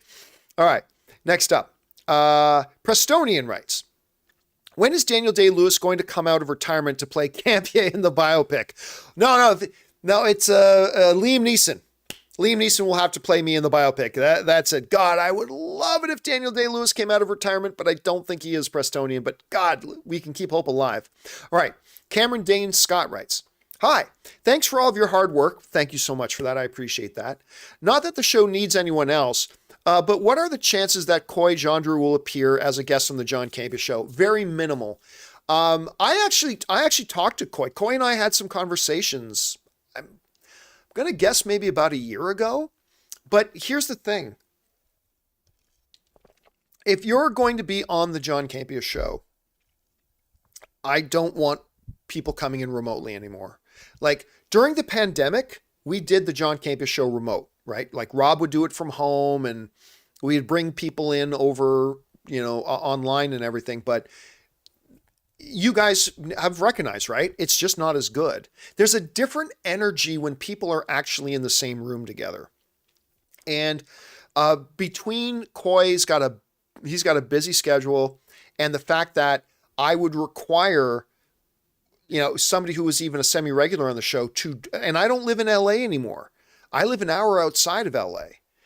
And so that means somebody's got to drive 2 hours. They got to commit to an hour driving out, hour driving back in the first part of the day. It's not easy, because even Christian, he's got to make the drive to come out and go home. That's not easy. So combined with Coy's schedule, it just really wasn't going to work out. So I doubt you're probably going to see Coy anytime soon. Listen, maybe in a year or two, I move back out. Ann and I decide to sell this house and we move back out into LA or something like that. And then it becomes a lot easier to bring more people in. But as long as I live out here, it's challenging to get people who can make that drive. And I'm not bringing people in remotely anymore. So that kind of makes that a little bit difficult. Anyway. All right. Thanks for writing that in, Cameron. Next up, Gabriel Roca writes, my most anticipated movie right now is Oppenheimer. I mean, how can you not be excited about that? Like, I'm a sucker for true story stuff, and this is a major, major story. And it's being directed by a top 3 or 4 director working today in Christopher Nolan. I mean, and the cast you got in that, Gabriel? Yeah, that's absolutely one that should be high on everybody's list. All right, Joshua McGregor writes, hey, John, I'm pretty sure you're aware of the promos Taylor and the gang does for Weekly Hero. Lovely stuff, hilarious question. Why are they never posted on your channel? I think because they are meant to be exactly what they are. They're meant to be, I think it takes something away if you suddenly just post them on the channel. They're meant to be insider things that if you're following individuals on social media, that's where you see it. I think it loses its charm if you mainstream it and just put it on the channel. So I kind of like just leaving it where it is and letting them do what they're doing. Plus, here's the reality too. If things were to go on the main channel, suddenly now that represents the channel. And I would have to, and then suddenly, because I don't have any part of those little promos they make. I let them do that on their own. They go and they make those things on their own and it's great. If it were to go on the main channel, well, now I have to approve it. I have to see it. I have to say, yes, this is okay to put this on the channel. As long as we keep it on just social media, I think it makes it a lot looser, a lot more fun. And again, I think it loses its charm if suddenly it's on the main channel. Then it's an official piece of marketing for the show as opposed to more of what it is. So I kind of like it the way it is right now, but that's just me. All right. Let's see here. Next up, we've got Richie, who writes, do you think T'Challa will return in the MCU? I honestly don't know. And for people who are going, well, they already did because of young. No. That's just another kid who happens to have the same first name, but that's not T'Challa. Before I saw Wakanda Forever, I really did think they would bring T'Challa back eventually. Right? Because of that one comment that Kevin Feige made. Just we said, when we're making Black Panther Wakanda Forever, it was too soon right now to recast T'Challa, which made me think that was him kind of implying that they would recast T'Challa eventually, right? But after seeing Wakanda Forever, I don't know that they will.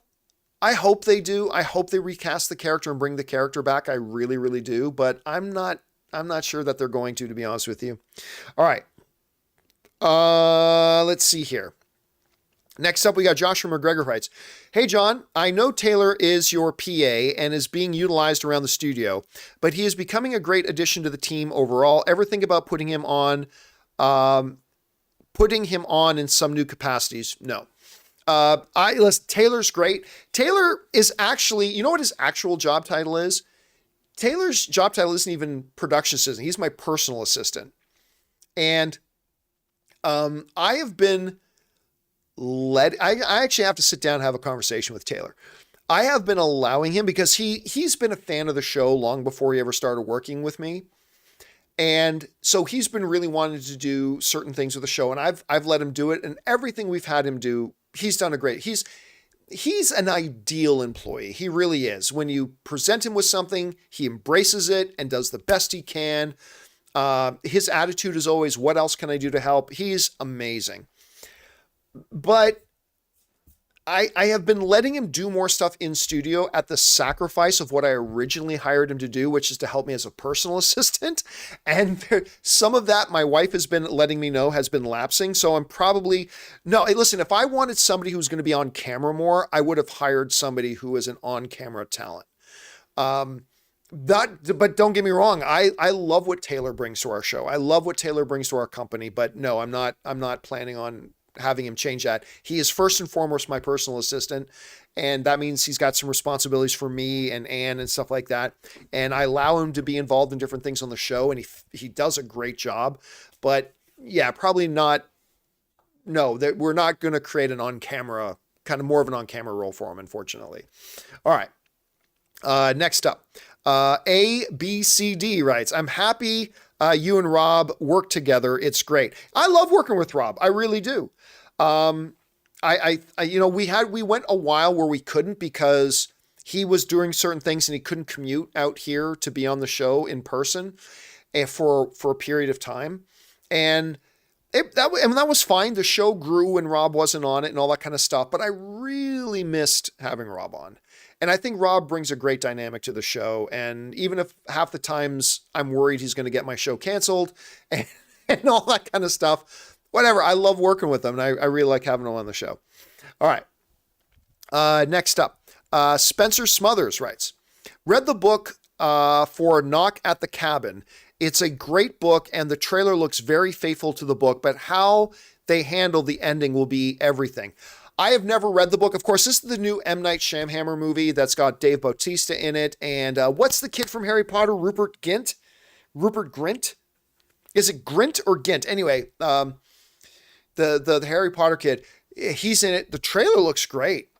You know, M. Night's been having a bit of a resurgence the last few years. I mean, I didn't think Glass was very good, unfortunately. But other than Glass, the last number of years, he's had a bit of a resurgence, and I thought the trailer for this thing looks really good. Like, again, I haven't seen or haven't read the book. Like, I don't know anything about the book, but I thought the trailer looked pretty good. So I'm interested in seeing this thing, Spencer. All right. Let's see here. Next up, Yander Pirid writes, would you be interested in an Inspector Gadget reboot? Sure. I grew up watching Inspector Gadget. Bum, bum, bum, bum, bum. Inspector Gadget. Bum, bum, bum, bum, bum, bum, bum. Like, yeah, I loved Inspector Gadget. I'd be down for it. The movie they made with Ferris Bueller, what the hell? Matthew Broderick. The movie they made with Matthew Broderick was not very good. But yeah, if they wanted to reboot that, I'd be totally down for it. I'd be totally down for an Inspector Gadget reboot. All right. Reckless5 writes, first ever super chat on YouTube. Thank you, Reckless, for letting us pop your virtual cherry there. First ever super chat on YouTube. Rob has me very excited for Picard Season 3. No spoilers. Will you tell us something that he has personally told you? No. No. Because anything Rob has told me, was told in confidence. So listen, because I didn't see Picard Season 3, Rob did. And if Rob wants to share those details online, he can. But I'm not going to break confidence. He told me something. He's told me stuff in confidence. I'm not going to reveal that. So I will let Rob reveal that. But yeah, I really liked, unlike him, unlike Rob, I really liked season 1 of Picard. I think Rob's crazy that he didn't like the first season. I thought the first season was really good. I wasn't thrilled with the second season, to be honest with you. But I'm excited for this third one, and Rob seems to love it. So yeah, we'll see how it goes. All right, let's see. Next up, that was Reckless5. Now we have Christ Courage, who writes and sends like a $20 super chat. Thank you so much, man. That's incredibly generous of you. Hi, John. I want to start doing videos on this channel that I'm sending this chat on, but it seems like most people who do this have a degree in theology. Do you think it's possible even without a degree? Well, I mean, if you're looking at doing like a theology-based stuff like that, absolutely you can do it without a theology degree. 100%. Especially like in areas like, okay, so it's a little bit different, but I would propose that the fundamental foundations of doing a YouTube channel about a fandom or about a faith are actually very, very similar.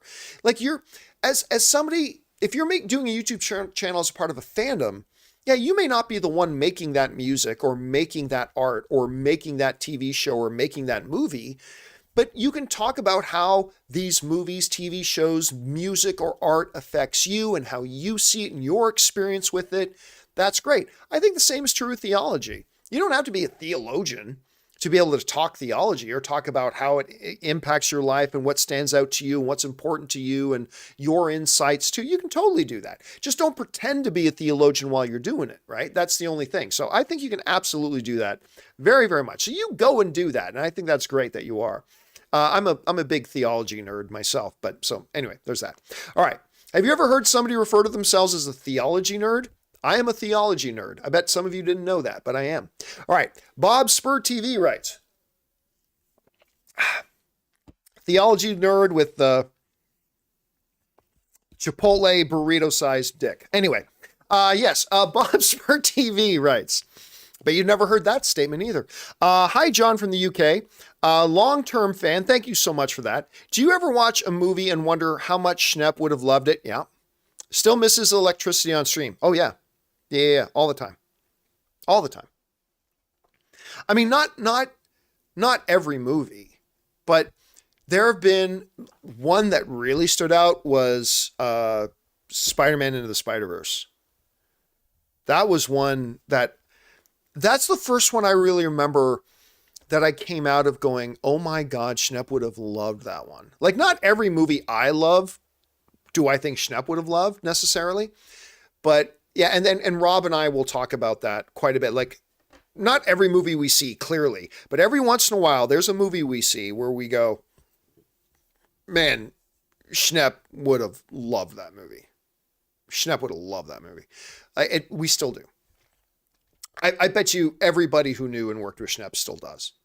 I mean, because there are certain movies you see where you clearly know that this would have been a Schnepp movie. This is one that Schnepp would have really loved. But again, for me, one of the first ones that I had that moment, I still remember walking. I still remember which door. You know, at the front of a theater, there can be like 20 doors.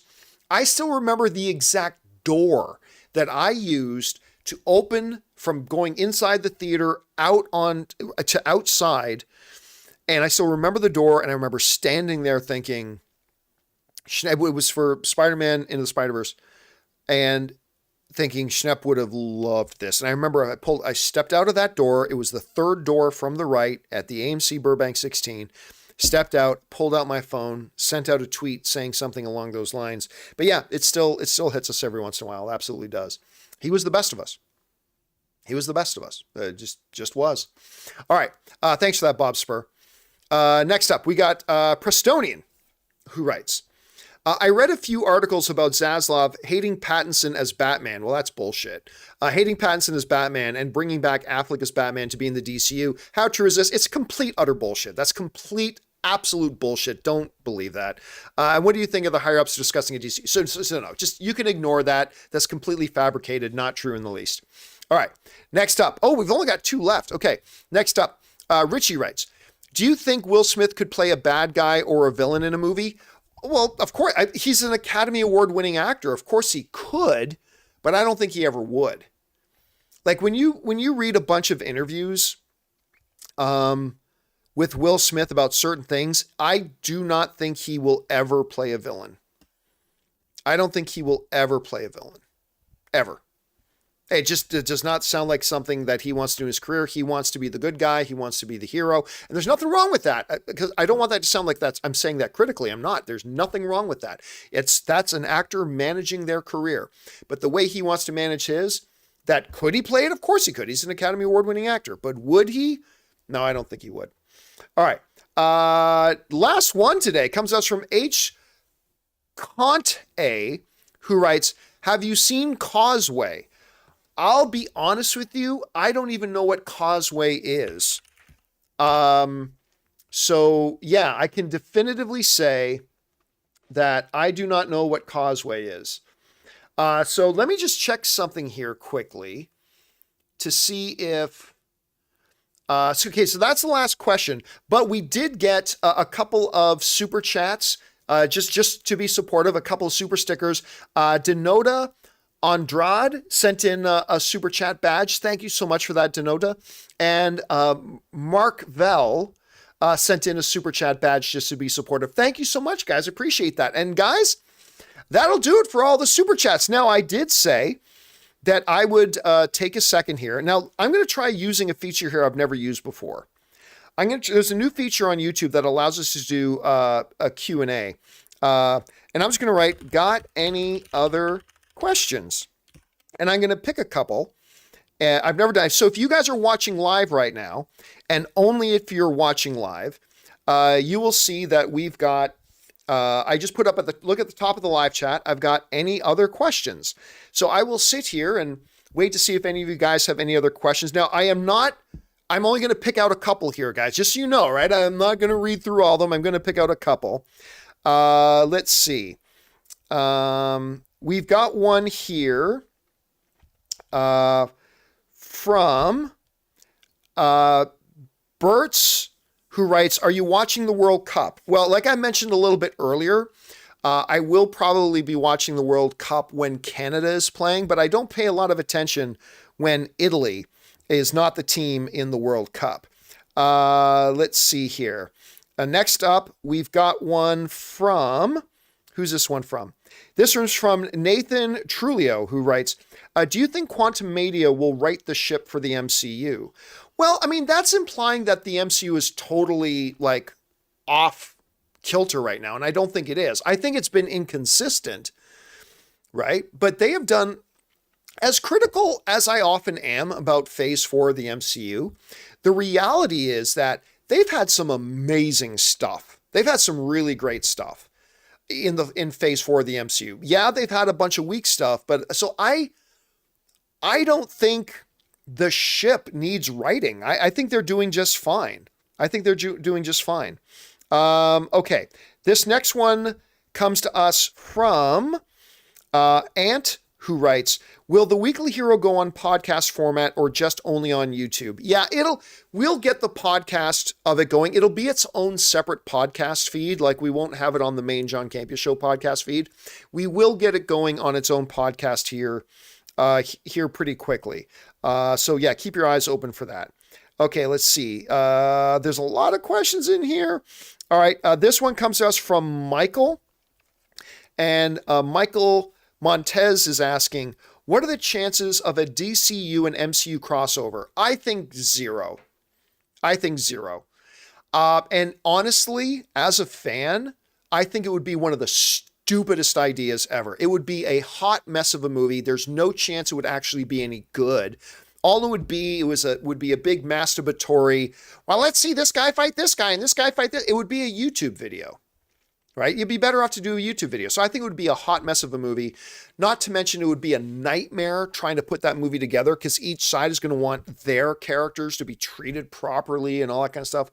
So I honestly, but John, James Gunn said, I know what James Gunn said. I absolutely do. But no, do I think it'll happen? Like, I'm not going to say ever, but like 5 years is an eternity in movies. So do I think it has any chance in the next 5 years of happening?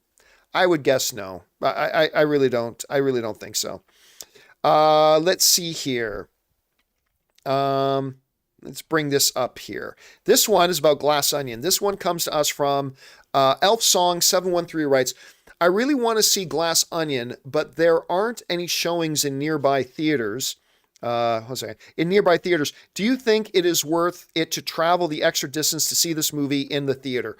Well, I mean, look, I haven't seen Glass Onion yet, so I can't say definitively that I think this movie is worth driving extra long to see. But I do know this. The first Knives Out movie was fantastic. Got Oscar nominations. It's incredible.